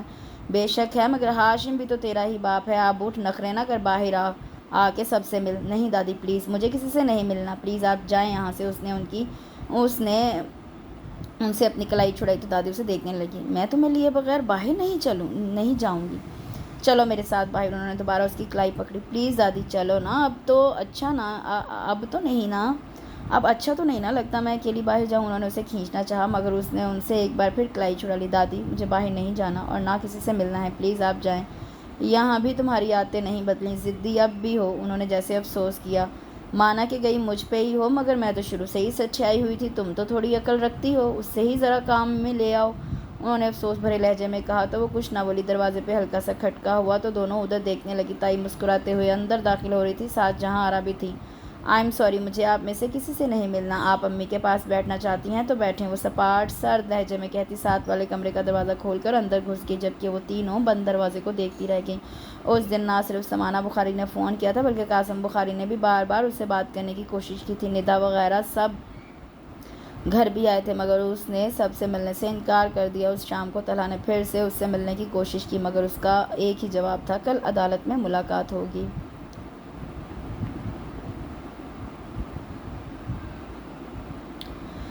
اس نے بے چینی سے اپنے بالوں میں انگلیاں چلائی اور ہونٹ چباتا کھڑکی کے پٹ سے ٹیک لگا کر باہر دیکھنے لگا۔ اس کی سیاہ گھور آنکھیں اس وقت پانی کے چھوٹے چھوٹے قطروں سے باوضو ہو رہی تھی اور وہ ان قطروں کو بہنے سے روک بھی نہیں پا رہا تھا، یا شاید روکنا نہیں چاہتا تھا۔ طلحہ گندا ہے، اس کے کانوں میں 4 سالہ بچی کی آواز گونجی جو اپنے ٹیڈی بیئر چھین لینے پر تل ملا کر اسے گالیاں دینے لگی تھی، اور وہ اسے گھورنے لگا، جس پہ وہ بچی اور غصے میں آئی اور پھر اسی غصے میں اس سے ٹیڈی بیئر چھپٹ کر پڑوس کے گھر میں پھینک دیا۔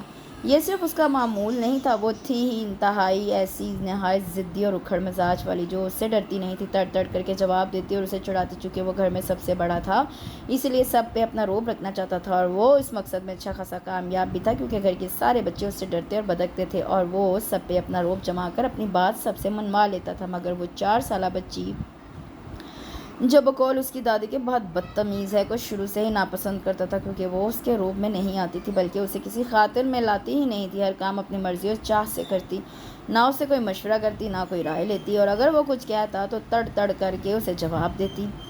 اس لیے وہ بچپن سے ہی اس سے خار کھانے لگا۔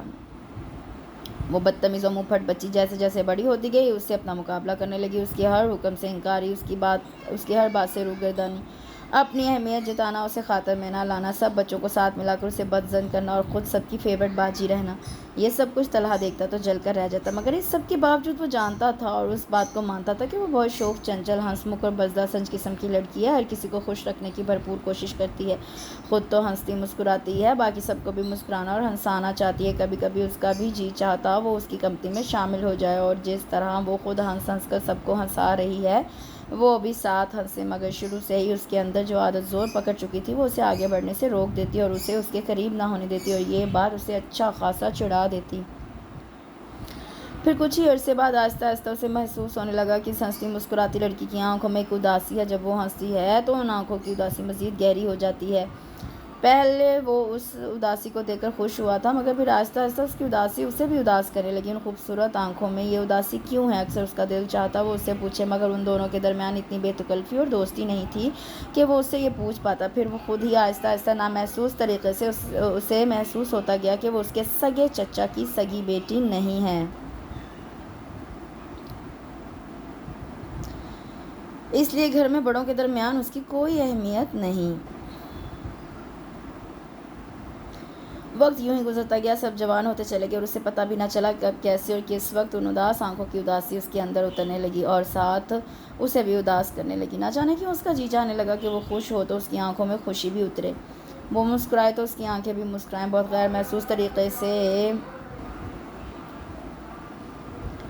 بہت غیر محسوس طریقے سے وہ اس کے دل میں گھر کرتی چلی گئی، جسے وہ جھٹلانے کی خواہش کے باوجود کبھی نہ جھٹلا سکا، اور دل ہی دل میں اس کا ہوتا چلا گیا۔ وہ شروع سے ہی اپنے لیے کمانے لگی تھی، اس کا جی چاہتا وہ اسے اتنی محنت کرنے سے روک دے، جتنے پیسے مہینے بعد وہ کماتی ہے اسے اپنی جیب سے دے دے، اسے ہمیشہ کے لیے کام کرنے سے روک دے، منع کر دے، مگر وہ جانتا تھا وہ چاہ کر بھی اسے روک نہیں پائے گا، کیونکہ وہ بہت آنا والی اور خوددار تھی، کسی کا احسان نہیں لیتی تھی، اندر سے چاہے کٹ جاتی، باہر کسی کو اپنی حالت نہیں دکھاتی تھی، مگر اس سب کے باوجود یہاں بہت دب کر رہتی تھی۔ شاید یہ دباؤ اس کا یہاں کا فرد ہونے کا نہیں تھا، اس گھر پہ اس کا کوئی حق نہیں تھا، شاید جب بھی وہ تھوڑے سے خوف میں رہتی تھی، اور وہ چاہتا تھا کہ وہ اس خوف سے نکل آئے۔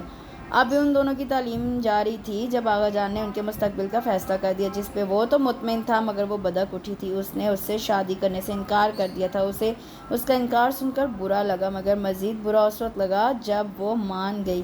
مانی وہ کیسے؟ یہ بات صرف وہی جانتا تھا۔ اس دن اس کے کچھ مہمان آئے تھے، وہ سمانہ بخاری کو چائے کا کہنے ان کے کمرے کی طرف گیا تو ٹھٹک کر باہر ہی رک گیا، اندر سے گھٹی گھٹی سسکیوں کی آوازیں آ رہی تھیں۔ اسی گھر نے تمہیں پالا پوسا ہے، سہارا دیا، اب جوان کیا ہے، نہ تو تم یہاں حق سے رہ رہی ہو، نہ ہی تو یہاں تمہارا رہنے کا حق بنتا ہے۔ ان لوگوں کی شکر گزار بنو جنہوں نے میرے ساتھ تمہیں بھی گھسنے دیا۔ اگر یہ لوگ اسی وقت تمہیں اور مجھے یہاں دھتکار دیتے، اندر گھسنے نہ دیتے، تو سوچو کہاں جاتے ہم دونوں۔ ان لوگوں کے بغیر نہ میرا کوئی رشتہ دار تھا اور نہ ہی کوئی والی وارث۔ تمہارا باپ تمہیں رکھنے پہ تیار نہیں تھا، تو پھر بتاؤ میں تمہیں کہاں رکھتی اور کہاں لے جاتی۔ اب ان سب احسانوں کو فراموش کر کے تم آغا جان کی بات سے انکار کرتی ہو، تو ان احسانوں کا حساب کون دے گا، کون چکائے گا ان احسانوں کو؟ سمانہ بخاری رو رو کر ایسے کہہ رہی تھی، اور وہ سسک رہی تھی۔ امی بے شک طلحہ اچھے ہیں، مگر میں ان کے ساتھ نہیں رہ سکتی، وہ نفرت کرتے ہیں مجھ سے، شروع سے ہی مجھے ناپسند کرتے ہیں، وہ تو مجھے دیکھنا نہیں چاہتے، کجا کہ ساری زندگی مجھے ساتھ رکھے۔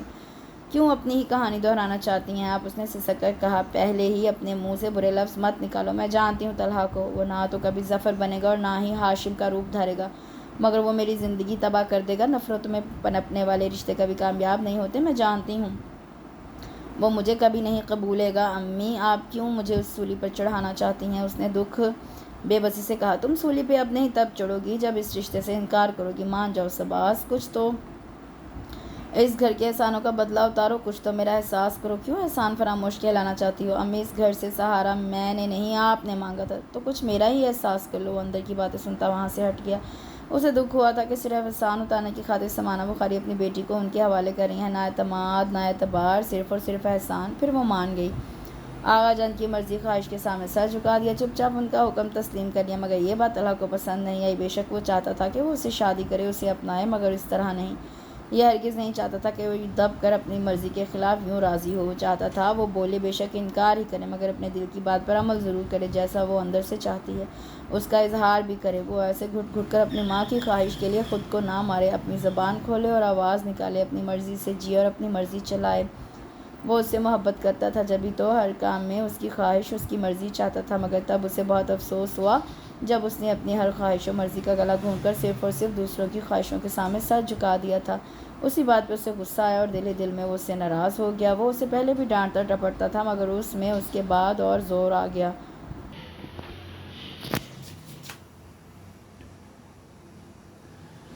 وہ اس سے محبت کرتا تھا، جبھی تو ہر کام میں اس کی خواہش، اس کی مرضی چاہتا تھا، مگر تب اسے بہت افسوس ہوا جب اس نے اپنی مرضی، اپنی خواہش کا گلا گھونٹ کر صرف اور صرف دوسروں کی خواہشوں کے سامنے سر جھکا دیا تھا۔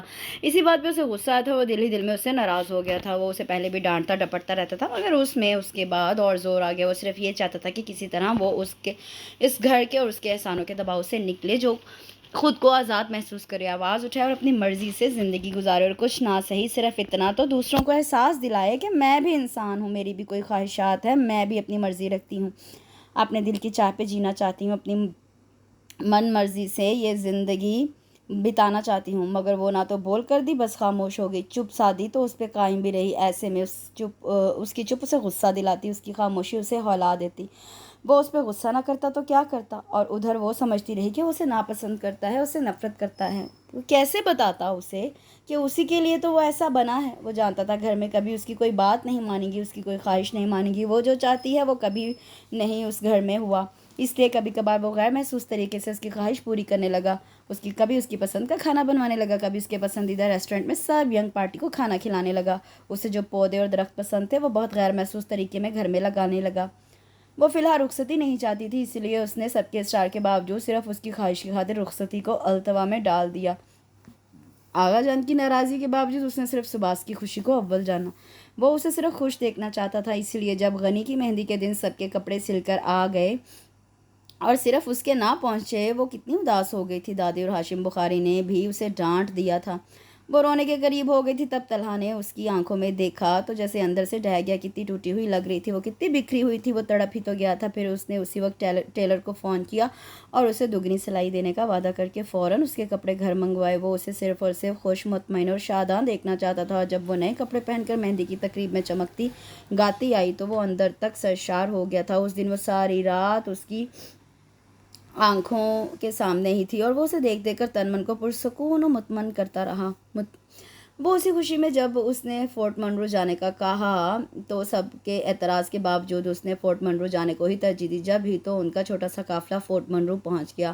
وہ اسے وہاں خوش باش اور چمکتا دیکھ کر خود کو کتنا ہلکا پھلکا اور مطمئن محسوس کر رہا تھا، مگر اس اطمینان میں اس وقت ہلکی سی لرزش پیدا ہوئی جب اس نے ڈائمہ جھیل کے قریب سباس کو کسی اجنبی مرد کے ساتھ چلتے دیکھا، اور نہ صرف چلتے دیکھا بلکہ باتیں بھی کرتے دیکھا۔ فطری طور پر اسے یہ بات بہت بری لگی تھی، مگر چونکہ وہ جانتا تھا کہ وہ یوں ہی لاپرواہ سی ہے، اس لیے اس نے اسے دبے لفظوں میں سمجھانا ضروری سمجھا، مگر اس نے اسی لاپرواہی میں اس کی یہ بات اڑا دی، اور پھر وہ اجنبی سے اسے پیالہ پہ بھی اس کے قریب کھڑا نظر آیا، اور یہ صرف وہی نظر نہ آیا بلکہ جب وہ لوگ وہیں درختوں میں کرسیوں پر بیٹھے چائے اور پکوڑے سموسے کھا رہے تھے، اس نے اس شخص کو ایک بار پھر وہیں چکراتے دیکھا۔ تب وہ ٹھٹکا تھا، بے اختیار اسے اس شخص پہ غصہ آیا تھا۔ وہ سباس کی جانب سے مطمئن تھا، جانتا تھا کم از کم یہ اس کی شے نہیں، لیکن پھر بھی وہ اسے ایک بار پھر تنبیہ کرنے کا سوچ ہی رہا تھا کہ اس دن فاطمہ جناح پارک سے واپسی پر وہ غائب ہو گئی اور اس کی غیر موجودگی نے جیسے اس کی روح کھینچ لی تھی۔ اس وقت وہ خود کو سنبھال نہ پا رہا تھا، اسے ڈھونڈ ڈھونڈ کر کتنا ہلکان ہو گیا تھا، وہ کتنا تھک گیا تھا، مگر پھر بھی وہ ساری رات اس کے لیے وہیں چکراتا پھرتا رہا۔ کتنی خوفناک اور ڈراؤنی رات تھی وہ، کتنے خوفناک اندیشے خدشے ذہن میں بار بار آ کر اسے ڈراتے رہے۔ کبھی اس کے کھائی میں گر جانے کا خیال آتا، کبھی اس کے اغوا کا وہم ستاتا، کبھی اس کے مر جانے کا خوف دل میں گھر کر لیتا، تو کبھی اس کی لاش کبھی نہ ملنے کا خدشہ دل و ذہن کو جکڑ لیتا۔ ان سب سوچوں نے مل کر اسے اندر سے توڑ دیا۔ اس دن وہ بہت نڈھال ہو گیا تھا، تھکن سے چور چور ہو گیا تھا۔ وہ جانتا تھا وہ طوفانی بارش اور گہرے اندھیرے والی رات سے بہت ڈرتی ہے، اس لیے تو وہ حال بے حال ہوا۔ طوفانی بارش، تیز ہواؤں اور کڑکتی بجلی میں بالکل اجنبی جگہ پر اسے ڈھونڈتا پھر رہا تھا، اور جب وہ ملی تو اسے ایسا لگا جیسے اسے آب حیات مل گیا ہو، جسم میں روح واپس اور دوسری زندگی مل گئی ہو۔ اس کی سسکیوں پہ دعائیں مانگتا وہ کس قدر تیزی سے اس کے قریب ہوا تھا، اور پھر اسے صحیح سلامت زندہ دیکھ کر کتنا تڑپ کر اسے سینے سے لگایا تھا۔ تب اس کا جی چاہا وہ اسے یوں ہی ہمیشہ کے لیے سینے میں چھپا لے، اسے کہیں اندر ہی چھپا لے، اور وہ اسے ساتھ لگائے بے خود سا ہو گیا تھا۔ نہ اسے اپنا ہوش رہا تھا نہ اس کا خیال، بس وہ اسے ساتھ لگائے تھپکتا رہا اور اس کے ساتھ ساتھ خود بھی تسلی دلاسا دیتا رہا۔ اس دن اسے پتہ چلا کہ وہ اسے کتنا چاہتا ہے، اس سے کتنی محبت کرتا ہے۔ اصل میں اسے اسی دن خبر ہوئی تھی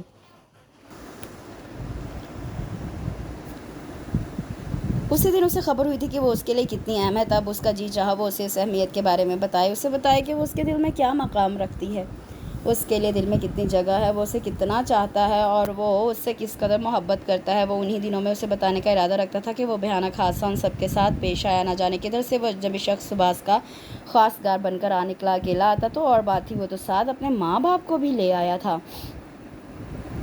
کس کے کہنے پہ وہ یہاں چلا آیا تھا، کس کی شے تھی یہ کہ وہ یہاں تک چلا آیا، اور نہ صرف چلا آیا بلکہ دھڑلے سے رشتہ بھی مانگ لیا۔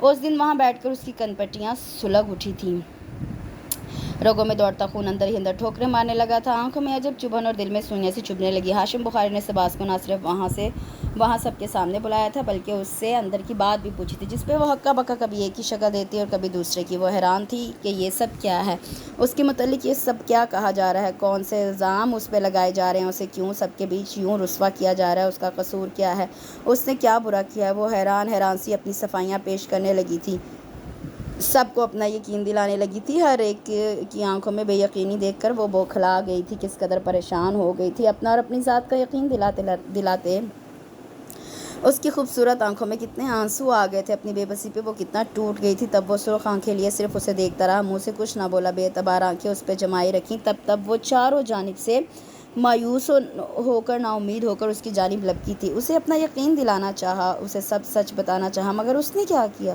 ایک ہی وار میں اسے گرا دیا، اس کی آخری امید بھی توڑ دی، ذرا سی جو آس باقی تھی وہ بھی اسے چھین لی۔ اس نے اگلے ہی پل دیکھا اس کا وجود ڈگمگا گیا تھا، آنکھوں میں شدید تکلیف اور چہرے پہ اذیت چھا گئی تھی۔ کتنی بے یقینی سے اس نے اسے دیکھا تھا، جیسے اسے توقع نہیں تھی کہ وہ اسے بے اعتبار کرے گا، اسے صفائی کا موقع دیے بغیر اس پہ لگائے گئے الزامات کی تائید کرے گا۔ نفی میں سر ہلاتے ہوئے کس قدر دکھ درد سے وہ اسے دیکھ رہی تھی، کتنی اذیت تکلیف سے اسے دیکھ رہی تھی۔ تب ایک لمحے کے لیے اس کا دل وہیں بند ہو گیا تھا، وہ گر گئی تھی اور وہ چپ ہو گیا۔ پھر اگلے ہی دن وہ جھولی میں ذلت اور رسوائی کے پھول ڈالے اپنے باپ کے پاس چلی گئی، جسے وہ جانتی تک نہیں تھی، جس کے پاس جانے سے وہ مرنا بہتر سمجھتی تھی۔ وہ جانتا تھا اگر سارا گھر بھی مل کے اسے وہاں جانے کے لیے مجبور کرتا تو وہ تب بھی وہاں نہ جاتی، مگر تب اسے جانا پڑا، کیونکہ یہاں سے اسے جو کچھ ملنا تھا وہ مل گیا۔ اب وہ کس لیے یہاں رہتی، کس برتے پہ یہاں بستی؟ وہ چلی گئی، بہت چپ چاپ، بہت خاموشی سے، دوبارہ نہ کسی کو کوئی صفائی دینے کی کوشش کی اور نہ کسی کو کوئی یقین دلایا۔ پھر کیا ہوا؟ اس کے جاتے ہی پورے گھر میں خاموشی چھا گئی، پورا گھر ہو کے عالم میں آ گیا، چاروں اور سناٹے گونجنے لگے، ہر طرف چپ نے خوفناک ڈیرا جما لیا۔ پھر گھر میں نہ کسی کی ہنسی گونجی، نہ کسی کا قہقہ بلند ہوا، ندا خاموشی سے یونیورسٹی چلی جاتی، نہ اس کے آنے کی خبر ہوتی، نہ جانے کی۔ مبشرہ اور زویا پہلے بھی اتنا نہ بولتی تھی، ان کے بولنے یا نہ بولنے سے گھر والوں کو کوئی فرق نہ پڑا۔ لڑکے پہلے ہی گھر سے باہر رہتے تھے، انہوں نے کیا شور شرابہ کرنا۔ سمانہ بخاری کو چپ لگی تو وہ ساس کے پاس سے دور دور ہٹنے لگی۔ آسمہ پہلے ہی کم بولتی تھی اور ذرا تنہائی پسند تھی، اس لیے غنی کے آنے تک اپنے کمرے میں ہی بند رہتی۔ تائی کو گھٹنوں میں درد تھا، وہ بھی اپنے کمرے میں پڑی رہتی اور دادی اکیلی باہر تخت پر پڑی رہتی، نہ انہیں کوئی چھیڑتا نہ کوئی چڑھاتا، وہ سارا دن یوں ہی چپ کی بکل مارے پڑی رہتی۔ تھوڑے ہی دنوں میں گھر کی خاموشی اور سائیں سائیں کرتے گہرے سناٹے نے انہیں ہلانے لگے۔ وہ ہر طرف پھیلی چپ کو محسوس کر کے ہول جاتی، ارے کوئی تو بولو، یہ ہر طرف اتنی خاموشی کیوں ہے؟ بے اختیار اٹھ کر وہ سب کو آوازیں دینے لگتی، اماں سب اپنے اپنے کاموں میں مصروف ہے، سمانہ بخاری آہستہ سے کہتی۔ کچھ ہی دنوں میں انہیں احساس ہو گیا تھا کہ یہ خاموشی کیوں ہے، کس کے دم سے ہے اور کس وجہ سے، اور یہ احساس صرف انہیں ہی نہیں گھر کے ہر فرد کو ہوا تھا۔ طلحہ جو کبھی اتنا گھر پہ نہیں رہا تھا، وہ جان گیا تھا کہ گھر کو بہت گہری چپ لگ گئی ہے۔ وہ ہمہ وقت مضطرب سا بے چینی کے عالم میں کمرے اور بیلکنی میں ٹہلتا پھرتا، اسے کچھ سمجھ میں نہ آتا کہ وہ کیا کرے۔ دل نہ ہسپتال میں لگ رہا تھا نہ ہی گھر پہ، بہت بے چین رہنے لگا تھا وہ، اور اسے بے چینی کو موت کا سروپ سباس کی طرف سے بھیجے گئے خلا کے نوٹس نے دے دیا۔ اس دن وہ نوٹس ہاتھ میں لیا، آنکھیں پھاڑے بے یقینی سے اس پھڑپھڑاتے ہوئے کاغذ کو دیکھتا رہ گیا۔ اتنی جلدی وہ یہاں تک پہنچ بھی گئی، یہ وہ سوچ بھی نہیں سکتا تھا۔ اس دن وہ بستر پر پڑا تو اگلے 3 دن تک اٹھ نہ سکا، سب ہی اسے گہری تشویش اور پریشانی سے دیکھ رہے تھے۔ اس نے اس وقت تو کسی کو نہ بتایا، البتہ سمانہ بخاری کو اکیلا پاتے ہی خلا کے کاغذات ان کے سامنے رکھ دیے، جس پہ وہ کچھ نہ بولیں، بس ایک بار شکایت بھری آنکھوں سے انہیں دیکھا تھا اور پھر سر جھکا دیا۔ اس میں میرا کیا قصور؟ وہ ان کے سامنے جھنجھلایا۔ سب قصور میرا ہے، کیونکہ میں نے اسے جنا ہے، سمانہ بخاری نے سپاٹ لہجے میں مگر برستی آنکھوں سے اسے کہا تھا۔ وہ کچھ بول نہ سکا، اور پھر اس نے ایسی ہی چپ سمانہ بخاری کے پیچھے کھڑے ہاشم بخاری کے چہرے اور ہونٹوں پہ دیکھی تھی، اور تب وہ ٹھٹک گیا تھا۔ وہ آنکھوں میں ہلکی ہلکی سرخی لیے زور سے لب بھینچے، جیسے بہت تکلیف کے عالم میں لگ رہے تھے۔ تب اس سے رہا نہ گیا تو وہ اس رات انہیں لان میں اکیلے ٹہلتے دیکھ کر ان کے پاس چلا گیا۔ تب باتوں ہی باتوں میں اس پہ انکشاف ہوا تھا کہ جو اس کے لیے کسی دھماکے سے کم نہ تھا۔ ان دنوں سمانہ بہت تکلیف میں ہے، انہوں نے کہا تھا۔ تب وہ حیرت سے انہیں دیکھنے لگا کہ سمانہ بخاری پہلے کب تکلیف میں نہ ہوتی تھی۔ وہ جانتا تھا ہاشم بخاری نے ساری زندگی انہیں دکھ و تکلیف اور اذیتوں کے سوا کچھ نہیں دیا، پھر اب کیا ہو گیا تھا کہ وہ ان کی تکلیف پہ اتنے فکر مند ہو رہے تھے؟ وہ ان کے کہنے پہ کچھ نہیں بولا تھا، صرف رک کر انہیں دیکھا تھا۔ جانتے ہو طلحہ، میں سمانہ بخاری کو کبھی دکھ میں نہیں دیکھنا چاہتا تھا۔ اچھا؟ اس اچھا میں تعجب ہی تعجب تھا، لیکن پھر بھی نہ جانے کیوں وہ ہر بار میری وجہ سے دکھی ہو جاتی ہے، حالانکہ میں اسے ہر بار ہی دکھوں اور تکلیفوں سے بچانا چاہتا ہوں، مگر پھر بھی ہر بار مجھ سے کچھ نہ کچھ ایسا ہو جاتا ہے کہ سمانہ دکھوں اور تکلیفوں میں گھر کر رہ جاتی ہے، جس پر میں بعد میں پچھتاتا ہوں، بہت پچھتاتا ہوں، لیکن تب تک وقت ہاتھ سے نکل چکا ہوتا ہے اور میرے پاس سوائے پچھتانے اور شرمندہ ہونے کے اور کچھ نہیں ہوتا۔ وہ اس کے ساتھ چلتے چلتے رک گئے، ایک گہری سانس لی اور پھر سر اٹھا کر چاند کی سمت دیکھنے لگے۔ وہ بھی رک کر خاموشی سے انہیں دیکھنے لگا۔ ایک بات بتاؤں تمہیں؟ اچانک ہی سر نیچے کر کے انہوں نے کہا۔ جی؟ جانتے ہو سمانہ میری پہلی اور آخری محبت ہے۔ جی؟ اس پر تو جیسے حیرتوں کا پہاڑ ٹوٹا تھا۔ وہ آنکھیں پھاڑ کے انہیں دیکھنے لگا، وہ مسکرانے لگے۔ میں جانتا تھا تم یہ سن کر حیران ہوگے، مگر یہی سچ ہے، وہ میری شادی کے بعد کی نہیں، بہت بچپن کی محبت ہے، تب کی جب اس نے بولنا سیکھا، جب اس سے چلنا سیکھا، جب اس نے کھیلنا سیکھا۔ جانتے ہو جب اس نے بولنا سیکھا تو سب سے پہلے اس نے کس کو پکارا، کس کا نام لیا؟ ہونٹوں پہ ہلکی سی مسکراہٹ لیا، آنکھوں میں یاد کی ماضی کی پرچھائیاں لیے وہ جیسے بہت دور تک دیکھ رہے تھے۔ وہ اب کی بار کچھ نہیں بولا، بس انہیں دیکھے گیا۔ اس نے سب سے پہلے میرا نام لیا تھا، مجھے آشی کہا، تب سب حیران رہ گئے اور حیرت سے اسے دیکھنے لگے۔ اور پھر جب دوبارہ اس نے میرا نام لیا تو سب ہنسنے لگے، چاچو، چاچی، اماں جان، آغا جان، سب مجھے کہنے لگے کہ یہ اس کی ماں ہے جو اس نے سب سے پہلے اسے پکارا۔ اور میں تو تب خوشی سے پھولے نہ سما رہا تھا، اسے اٹھا کر خوشی خوشی پورے گھر میں گھومنے لگا، اسے چکرانے لگا، اور یہ چکر ایسے تھے کہ میں محبت کے چکروں میں آ گیا۔ ہم ایک دوسرے کے دل کا حال جانتے تھے مگر پھر بھی خاموش رہے، اور ایسے میں وہ بے درد وقت آ گیا جس نے نہ کچھ کہنے دیا نہ سننے۔ وہ مجھے دیکھتی رہی، میں اسے آغا جان نے زبردستی اپنے دوست کے بیٹے کے ساتھ اس کی شادی طے کر دی۔ چونکہ آغا جان نے اسے پالا تھا اس لیے وہ انکار نہ کر سکی، اور میں اس کے انکار نہ کرنے پر جھنجھلا گیا اور اس سے ناراض ہو گیا۔ وہ کیا کرتی، نہ مجھے ناراض کر سکتی تھی اور نہ آغا جان کو، اس لیے بیمار پڑ گئی۔ شادی تو اس کی ہو ہی جانی تھی، سو ہو گئی، مگر میں اس سے ناراض ہی رہا، دوبارہ کبھی اس سے بات نہ کی۔ وہ جب یہاں آتی مجھ سے ناراضی کی وجہ پوچھتی، مجھ سے ڈھیروں شکایتیں کرتی، ڈھیروں گلے شکوے کرتی، مگر میں اسے کوئی لفٹ نہ کراتا، کوئی اہمیت نہ دیتا، اور وہ اسی طرح واپس چلی جاتی۔ پھر کچھ عرصے بعد ہمیں پتہ چلا ظفر اللہ اچھا آدمی نہیں، وہ سمانہ کے ساتھ بہت زیادتی کرتا ہے، آئے دن اس سے لڑتا جھگڑتا ہے۔ یہ سن کر میں بے چین ہو گیا، اسے واپس آنے کا کہا، مگر وہ پریگننٹ تھی، گھر نہیں چھوڑ سکتی تھی۔ اس کے انکار پر مجھے بہت غصہ آیا، اس لیے جب وہ بچی کی پیدائش کے بعد ظفر اللہ مرزا کا گھر چھوڑ کر واپس آئی تو میں نے اسے ویلکم نہیں کیا، مگر جب اسے طلاق ہوئی تب میں اس کا بہت خیال رکھنے لگا، لیکن وہ میرے اس خیال رکھنے کو کسی خاطر میں نہ لاتی اور اپنی بیٹی کو سینے سے لگائے ہر وقت روتی رہتی۔ تب مجھے نہ صرف اس پہ غصہ آتا بلکہ اس کی بیٹی پہ اس سے بڑھ کے غصہ آتا۔ وہ اس بچی کی وجہ سے اجڑ کر آئی ہے اور اب اسی کی وجہ سے رو رہی ہے۔ یہ سوچ کر مجھے بچی سے چڑ ہونے لگی، اور یہ چڑ اتنی بڑی کہ جب سمانہ اسے اٹھائے رو رہی ہوتی تو میرا جی چاہتا میں اس بچی کو اٹھا کر کہیں پھینک آؤں یا اس کا سر کسی دیوار پر دے ماروں تاکہ وہ مر جائے اور سمانہ نہ روئے۔ سمانہ کے رونے کی وجہ سے ہی وہ بچی میری چڑ بن گئی تھی، اور اس چڑ میں تب اور اضافہ ہو گیا جب اس کی وجہ سے سمانہ نے مجھ سے شادی کرنے سے انکار کر دیا۔ میں کسی بھی صورت دوسری شادی نہیں کروں گی۔ کیوں؟ قاسم بخاری نے پوچھا۔ بس میں اپنی بچی کے لیے جینا چاہتی ہوں اور کسی کے لیے نہیں، اس نے کہا تھا، اور یہ بات میرے دل میں خوب کر گئی، یعنی کہ میں اس کے لیے کسی ہو گیا تھا، ایک دم سے پرایا ہو گیا تھا۔ وہ مجھ سے اپنے بچپن کی محبت پہ اس چھوٹی سی لڑکی کو ترجیح دینے لگی۔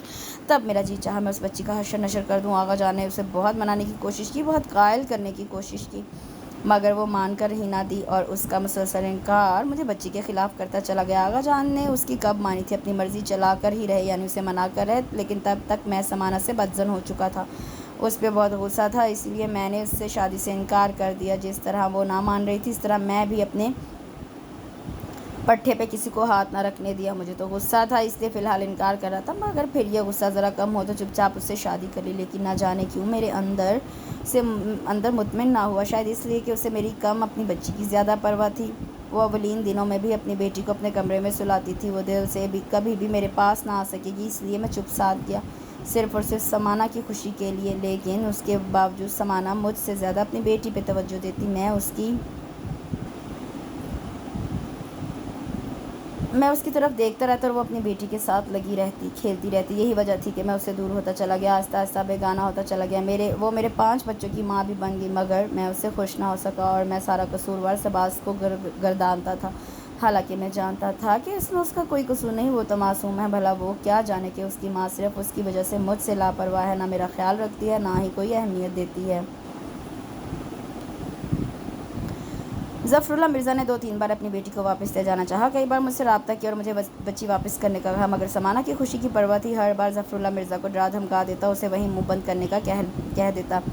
ظفر اللہ فطرتاً اچھا آدمی تھا، میری بات مان گیا، اور یہ بات گھر والوں کو پتہ ہی نہ چلی۔ کبھی اس نے شہباز کو واپس لے جانا بھی چاہا، اور جب وہ ایک بار پھر سامنے آ گیا تو مجھے پھر بھی یہ اچھا نہیں لگا کہ وہ اپنی بیٹی سے ملے اور اسے سمانہ کے پاس لے جائے، اس لیے تو میں نے پھر سے اسے بیٹی دینے سے انکار کر دیا۔ لیکن قسمت کو کچھ اور ہی منظور تھا کہ وہ چھوٹا سا بہانہ بنا اور شہباز کے گھر چھوڑ کر چلی گئی، حالانکہ میں جانتا ہوں شہباز بے قصور ہے، وہ کبھی کوئی ایسی حرکت کر ہی نہیں سکتی کہ ہم سب کے سر جھکائے، اور یہ یقین مجھے اس لیے ہے کہ اس کی پرورش کسی اور نے نہیں سمانا نے کی، اور میں تو سمانا سے واقف ہوں۔ میں مانتا ہوں کہ اس نے بچپن سے لے کر آج تک مجھے کوئی شکایت کا موقع نہیں دیا۔ زویا مبشرہ کی طرح ہمیشہ سگا باپ سمجھا، شروع سے ہی میرا بہت احترام کرتی ہے، میرے سامنے بالکل سگی اولاد کی طرح سر جھکاتی ہے، مگر میں نرا احمق ہوں جو بات شروع سے ہی اس کے خلاف دل میں رکھی، اس پر آج تک قائم رہا۔ بہت برا ہوں میں، بہت برا، اپنی طرف سے دونوں ماں بیٹی کا دشمن بنا رہا۔ کہتے کہتے ایک دم سے وہ چپ ہو گئے، اور وہ جو ٹکٹکی باندھے انہیں دیکھے اور سنے جا رہا تھا، ان کے خاموش ہونے پہ یکدم چونک پڑا۔ چاچو، اس کی گواہی میں دیتا ہوں کہ وہ بے قصور ہے، وہ بہت معصوم ہے طلحہ، بہت بھولی، وہ میری سگی اولاد نہیں، لیکن اب وہ مجھے سگی اولاد سے بڑھ کر لگنے لگی ہے۔ اب مجھے احساس ہوا کہ وہ ہمارے لیے اور اس گھر کے لیے کتنی اہم ہے۔ دیکھ لو طلحہ، گھر میں کتنی خاموشی ہے، نہ کوئی ہنسی ہے، نہ چہکار، ورنہ اس کے ہوتے ہوئے یہاں کبھی خاموشی ہوئی تھی؟ وہ تو 12 بجے سے پہلے کبھی کمرے میں نہیں گئی، لاؤنج میں بیٹھی سب کے ساتھ کہے لگاتی رہتی، پھول جھڑیاں چھوڑتی اور شرارتیں کرتی رہتی، اور دن میں بھی کبھی دادی کو تنگ کرتی اور کبھی تائی اور اپنی ماں کو۔ بہت زندہ دل ہے میری بچی، لیکن ہم نے اس کے ساتھ بہت برا کیا، کسی نے بھی اس کا ساتھ نہ دیا۔ کتنے کم ظرف ہیں ہم طلحہ۔ طلحہ ہونٹ چباتا کچھ نہ کہہ سکا، کہتا بھی تو کیا، اس سے محبت کا دعوے دار ہوتے ہوئے بھی اتنا کم ظرف نکلا۔ اس کے حق میں گواہی دینے کی بجائے خود بھی اس کے خلاف بول گیا۔ وہ واقعی کم ظرف تھا، اور یہ کم ظرفی اس پہ اس وقت اور عیاں ہوگی جب 4 دن پہلے میر حسن اسے ہسپتال میں آیا اور اسے شہباز کی بے گناہی کا یقین دلانے لگا۔ اس نے اسے سب کچھ صاف صاف بتا دیا تھا، اور تب اس کا جی چاہا خود کو اسی وقت ختم کر لے، خود کو مار دے۔ اتنی محبت کے باوجود اس نے اس پہ اعتبار نہیں کیا تھا، اسے ذلیل و رسوا کیا۔ کتنا بے حس تھا وہ، کتنا بے مہر۔ اب وہ جتنا پچھتاتا کم تھا، اس لیے تو وہ اس سے ملنے کا سوچنے لگا، اس سے معافی مانگنے کی کوشش کرنے لگا، لیکن وہ ضدی ہو چکی تھی۔ نہ اس سے فون پہ بات کی، نہ ہی اس سے ملنے کا وعدہ کیا۔ 2-3 بار اس کے گھر بھی گیا، مگر اس نے ملنے سے انکار کر دیا۔ آج اس نے دادی امی اور ہاشم چچا کو بھی اس کے گھر بھیجا، مگر سب خالی ہاتھ لوٹ آئے۔ وہ کسی سے نہ ملی، بس عدالت میں ملنے کا کہہ دیا۔ وہ کبھی کسی سے ناراض نہیں ہوتی تھی، لیکن اب وہ سچ مچ اس گھر سے ناراض ہو چکی تھی۔ یہ بات اب سب کو خون کے آنسو رلا رہی تھی، سبھی ایک دوسرے سے چھپ چھپ کے رو رہے تھے، اور اس کی بھی یہ رات روتے ہی گزرنی تھی، سو وہ ابھی بھی رو رہا تھا۔ وہ شاپنگ پر جا رہی تھی، خود ڈرائیو کر رہی تھی، کوئی گاڑی اچانک سامنے آ گئی، بے اختیار اس کے ہونٹوں سے سسکی نکل گئی، گاڑی ایک جھٹکے سے رکی، اور کسی نے اس کی طرف کا دروازہ کھول کر اسے بازو سے کھینچ لیا۔ کیا ہے؟ اس نے پٹ سے آنکھیں کھولی اور سامنے والے کو دیکھ کر ساکت رہ گئی۔ نیچے اترو، طلحہ نے اسے کھینچ کر نیچے اتارا۔ وہ یکدم ہوش میں، کیوں نہیں اتروں گی میں، چھوڑو میرا بازو۔ اس نے جھٹکے سے اپنا بازو چھڑانا چاہا، مگر کامیاب نہ ہو سکی، کیونکہ آہنی ہاتھ کی گرفت بھی آہنی تھی۔ میں نے کہا ہے نیچے اترو۔ اب کی بار نہ صرف اس نے کہا تھا بلکہ کھینچ کے اسے نیچے بھی اتار لیا تھا۔ وہ گرتے گرتے بچی، کدھر لے جا رہے ہو مجھے؟ وہ اسے کھینچنے لگا تو وہ ہرائی، بتاتا ہوں، چلو بیٹھو گاڑی میں۔ کھینچتا ہوا اسے گاڑی تک لایا اور اس کا دروازہ کھول دیا۔ مجھے نہیں بیٹھنا۔ نہیں بیٹھو گی تو میں زبردستی بٹھاؤں گا۔ اس نے صرف کہا نہیں تھا بلکہ اسے اندر دھکیل بھی دیا تھا۔ اس کا سر اسٹیئرنگ سے ٹکرایا تو وہ بلبلا اٹھی، اتنے میں دوسری طرف سے ہو کر ڈرائیونگ سیٹ پر آ بیٹھا۔ وہ جھٹکے سے سیدھی ہوئی دروازہ کھول کر باہر نکلنے کی کوشش کرنے لگی۔ آرام سے بیٹھی رہو، گاڑی اب لاکڈ ہو چکی ہے۔ گاڑی روکو اور اتارو مجھے نیچے۔ اتاروں گا، فی الحال آرام سے بیٹھی رہو۔ میں نے کہا گاڑی روکو، اور میں نے کہا آرام سے بیٹھی رہو۔ وہ اطمینان سے بولا، پلیز مجھے تنگ مت کریں، تم بھی مجھے تنگ مت کرو، جانتی ہو نا مجھے شور شرابے سے کتنی چڑ ہے۔ اس نے گردن موڑ کر اس سے کہا تو اس کا خون کھول کر رہ گیا۔ اس کا جی چاہا وہ کوئی بھاری چیز اٹھا کر اس کے سر پہ دے مارے، مگر کیا کرتی، وہاں سامنے سوائے ٹیشو پیپر اور CDs کیسٹس کے اور کچھ بھی نہیں تھا۔ وہ خون کے گھونٹ پی کر رہ گئی۔ چلو نیچے اترو، وہ گاڑی روک کر بولا تو وہ گردن اور سر اوپر اٹھا کر دیکھنے لگا۔ سامنے وہی عمارت تھی جسے اس نے دوبارہ کبھی نہ دیکھنے کی قسم کھا رکھی تھی۔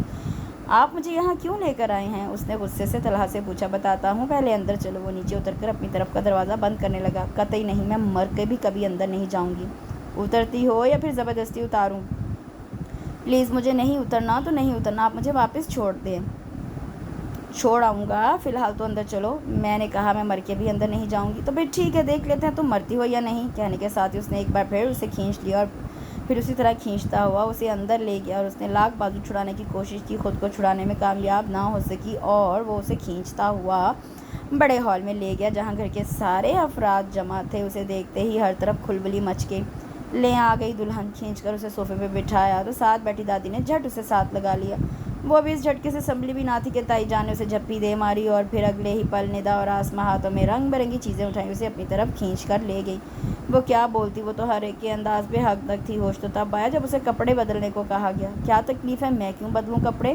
وہ غصے سے چلائی، خاموشی سے پہن لو ورنہ ڈاکٹر صاحب آ جائیں گے۔ ندا نے اسے دھمکایا تو وہ نہایت مشتعل سے انداز میں اسے گھورنے لگی۔ گھورنا بند کرو اور چینج کرو، باہر سب ویٹ کر رہے ہیں۔ ندا میک اپ کا سامان اٹھاتے ہوئے بولی تو وہ کپڑے دور پھینک کر اٹھ کھڑی ہوئی، مگر اس بار اس پہ صرف ایک نہیں پوری 4 لڑکیوں کا حملہ ہوا تھا اور زبردستی اسے کپڑے پہنا دیے گئے۔ نہ صرف کپڑے پہنا دیے بلکہ میک اپ کر کے زیور تک اس پہ سجا دیا گیا۔ وہ چیختی چلاتی اور انہیں گالیاں دیتی رہ گئی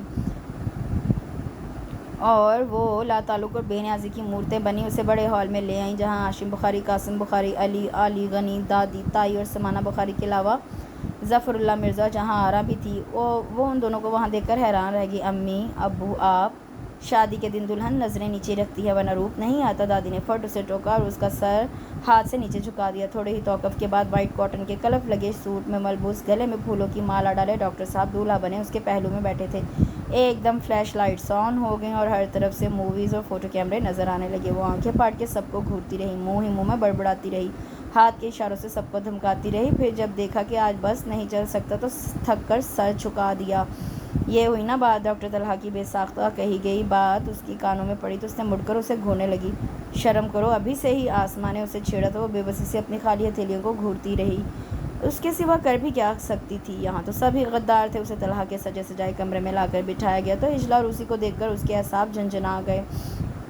سب نے اس کے ساتھ غداری کی تھی، اس کا ساتھ نہیں دیا تھا اور وہ کیسے بے بسی کی تصویر بنی بیٹھی رہی، خود پہ ہوئی زیادتی پہ ایک لفظ تک نہ کہہ سکی۔ کتنی بے بس تھی وہ، کتنی مجبور۔ تازہ پھولوں کی لڑیوں سے سجی سیج میں بیٹھی وہ اپنے آنسوؤں کے ساتھ کھولتے خون کے گھونٹ بھی پی رہی تھی۔ بار بار اس کا جی چاہ رہا تھا ہر چیز کو تہس نہس کر کے رکھ دے۔ خود پہ سجا سرخ لباس اور زیور اسے کسی کاٹتے ہوئے بچھو سے کم نہ لگ رہا تھا۔ بے اختیار اس کا جی چاہا ہر چیز نوچ کر رکھ دے اور اس بات پہ عمل کرنے کے لیے اسے صرف ایک لمحہ لگا تھا۔ پھر اس نے تیزی سے زیور نوچنے کے لیے ہاتھ بڑھایا مگر اس کے ہاتھ وہیں رک گئے۔ ڈاکٹر طلحہ بخاری اندر آ چکا تھا اور اس کے اندر داخل ہوتے ہی نہ صرف اس کے ہاتھ رکے تھے بلکہ اس کی سانسیں بھی وہیں رک گئی تھی۔ وہ دروازے کو لاک کرتا آہستہ آہستہ بھاری قدم اٹھاتا اس کے مقابل آن بیٹھا۔ بے اختیار اس کا چہرہ جھک گیا۔ کچھ دیر پہلے وہ جو ہر چیز کو تہس نہس کرنے کا سوچ رہی تھی اب ایک ہی پل میں سب ہوا ہو گیا۔ یہ ایڈونچر بھری رخصتی مبارک ہو۔ آہستہ سے انگشتِ شہادت سے اس کی ٹھوڑی کو اوپر اٹھاتے اس نے مسکرا کر کہا تو اس کی جھکی نظریں اوپر اٹھنے سے قاصر ہوئیں۔ ویسے میرے لیے یہ حیرت کی بات ہے کہ سباس زوجہ طلحہ بخاری شرما بھی سکتی ہیں۔ یہ شرمانا کہاں سے سیکھ لیا محترمہ سباس صاحبہ؟ اس نے آہستہ سے کہا تھا مگر سباس کو اس میں ایک چبھن محسوس ہوئی۔ اس نے جھٹکے سے سر اوپر اٹھایا اور اسے ہی دیکھ رہا تھا۔ وہ سر اوپر اٹھائی اسے گھورنے لگی، پھر ایک دم سے وہ اٹھی اور بیڈ سے اترنے لگی مگر طلحہ نے سرعت سے اس کی کلائی پکڑ لی۔ کدھر جا رہی ہو؟ پلیز چھوڑیں مجھے، جتنا تماشا آپ لگوا چکے ہیں اتنا ہی کافی، اب مزید کی گنجائش نہیں۔ سرخ آنکھوں سے اسے گھورتے وہ غرائی اور اپنا بازو چھڑا لیا مگر طلحہ نے ایک بار پھر اسے پکڑ لیا۔ غصہ؟ اوہ، تمہیں غصہ کرنا بھی آتا ہے؟ وہ جیسے استہزائیہ ہنسا۔ سباس کو لگا جیسے اس کے اعصاب کی رگوں کو کسی نے لاسٹک کی طرح کھینچ دیا۔ اس نے پھر کلائی چھڑانے کے لیے بازو کو جھٹکا دیا مگر اس بار اس کی چیخ نکل گئی۔ طلحہ نے اس کی کلائی دبا کر اسے اپنی طرف کھینچ لیا۔ وہ سیدھی اس پر گری تھی۔ طلحہ نے فوراً اسے اپنی باہوں میں بھر لیا۔ ناراضی؟ قطعی نہیں، تم پہ یہ ناراضی، یہ اشتعال، یہ غصہ قطعی سوٹ نہیں کرتا۔ جانے طلحہ، تم صرف ہنستی مسکراتی اور کھلکھلاتی ہی اچھی لگتی ہو۔ چھوڑیں مجھے، جتنا مجھے ذلیل کرنا تھا وہ آپ کر چکے، جتنی رسوائی مجھے دینی تھی وہ آپ دے چکے ہیں، اب مجھے ان بے جا تعریفوں کی کوئی ضرورت نہیں، سمجھے؟ اب وہ اس کے سینے پہ دونوں ہاتھ جما کے پیچھے ہٹی۔ سمجھ گیا جناب، اتنا غصہ دکھانے کی ضرورت نہیں، وہ متبسم لہجے میں بولا تو وہ ایک بار پھر اسے گھورنے لگی۔ ایک تو تم گھورتی بہت ہے، قسم سے ڈرا کے رکھ دیتی ہو، اس نے ڈرنے کی ایکٹنگ کرتے ہوئے کہا تو اس کا غصہ مزید بڑھ گیا۔ وہ اس کے مشتعل انداز پہ قہقہہ لگا کر ہنس پڑا اور پھر ہنستے ہنستے اسے اپنی طرف کھینچ لیا۔ انسان خطا کا پتلا ہے سباس، اور غلط فہمی بھی تو انسانوں کو ہی ہوتی ہے۔ اگر اس وقت میں نے تمہارا اعتبار نہیں کیا تھا تو اس میں میرا کوئی قصور نہیں، میں نے خود تمہیں میر حسن کو تمہارے ساتھ چلتے اور باتیں کرتے دیکھا تھا اور اپنی طرف سے اندازہ لگا لیا کہ میں اس کے ساتھ انوالو ہوں۔ تب میں نے ایسا کچھ نہیں سوچا تھا، جانتا تھا تم ایسی نہیں ہو بلکہ ذرا سی احمق اور بیوقوف ہو، کم از کم تمہاری طرف سے یہ شے نہیں ہو سکتی۔ اس نے سنجیدگی سے کہا تو وہ چراغ پا ہو گئی۔ پھر کیوں سب کے سامنے مجھے بے عزت کیا؟ میرا اعتبار کیوں نہیں کیا؟ اس وقت میں غصے میں تھا، مجھے بہت بڑا دھچکا لگا تھا، میں سوچ بھی نہیں سکتا تھا کہ وہ شخص یہاں تک آ جائے گا۔ میری جگہ کوئی اور بھی ہوتا تو بالکل میری طرح ہی سوچتا۔ کوئی شخص کیسے دھڑلے سے کسی کے گھر رشتہ لے جا سکتا ہے جبکہ اس میں اگلے کی کوئی مرضی بھی نہ ہو؟ یہی بات سوچ کر مجھے غصہ آیا تھا اور میں تمہاری طرف سے بے اعتبار ہوا تھا۔ مجھے سب میں تمہاری مرضی لگی تھی، تمہاری چاہ لگی تھی، آپ نے یہ کیسے سوچ لیا؟ بس جب شیطان دماغ پہ حاوی ہو جائے تو بے اعتباریاں دلوں میں آ ہی جاتی ہیں۔ تو کیا یہ بے اعتباریاں اب مٹ گئیں؟ مجھے تم پہ اعتبار پہلے بھی تھا، بس نظر کے دھوکے کی بات تھی، اور یہ دھوکہ صرف ایک لمحے کا تھا جس کی زد میں میری 15-16 سالہ محبت آ گئی۔ محبت؟ سباز، تم یقین کرو یا نہ کرو مگر طلحہ کی ساری زندگی تم سے محبت کرتے ہوئے گزری ہے۔ بہت بچپن سے چاہتا آ رہا ہوں تمہیں، بہت بچپن سے محبت کرتا آ رہا ہوں تم سے۔ اچھا، تو جھوٹ بولنا بھی آ گیا ہے آپ کو؟ یہ جھوٹ نہیں، بہت بڑا سچ ہے سباز۔ میری محبت کی کہانی سنو گی تو حیران رہ جاؤ گی۔ وہ محبت سے کہتا اسے اپنی ساری رام کہانی سنانے لگا، جس پہ وہ بے یقینی سے آنکھیں پھاڑے اسے دیکھے گئی، اور پھر آخر میں پھوٹ پھوٹ کر رو پڑی۔ اتنی محبت کے باوجود بھی آپ ہمیشہ مجھے ڈانٹتے رہے، نہ مجھے خبر ہونے دی، نہ خود بتایا۔ کتنے برے ہیں آپ طلحہ۔ میں نے کہا نا سباز، مجھے صرف تمہاری خوشی درکار تھی، اور میں صرف تمہاری خوشی کی خاطر ہی سب کرتا رہا۔ اور اس نے اسے یقین دلانے والے انداز میں کہا، اور وہ پھر بھی آنسوؤں کو روکنے میں ناکام رہی۔ اگر میر حسن آپ کے ہسپتال نہ آتا تو کیا اب تک؟ قطعی نہیں، میرا دل پہلے ہی تمہیں پاکیزہ اور پاک دامن مان چکا تھا۔ یقین مانو، یہ یقین صرف مجھے نہیں، گھر کے سب افراد کو تھا، اور تو اور ہاشم انکل کو بھی۔ اور جانتی ہو ہاشم چچا کو تم سے چڑ کیوں تھی؟ اس نے نفی میں سر ہلایا تو وہ ان کی محبت کی کہانی اسے سنا گیا، اور اسی طرح وہ اور بھی حیران رہ گئی، اور پھر جب یقین آیا تو بے اختیار مسکرانے لگی، جس میں اس نے بھی اس کا ساتھ دیا۔ اس کے ساتھ اس خوبصورت ناول کا اختتام ہوتا ہے۔ مجھے آپ کے کمنٹس کا انتظار رہے گا۔ کل انشاءاللہ ایک نئے ناول کے ساتھ حاضر ہوں گی۔ اپنا بہت سا خیال رکھیں، دعا میں یاد رکھیں۔ اللہ حافظ۔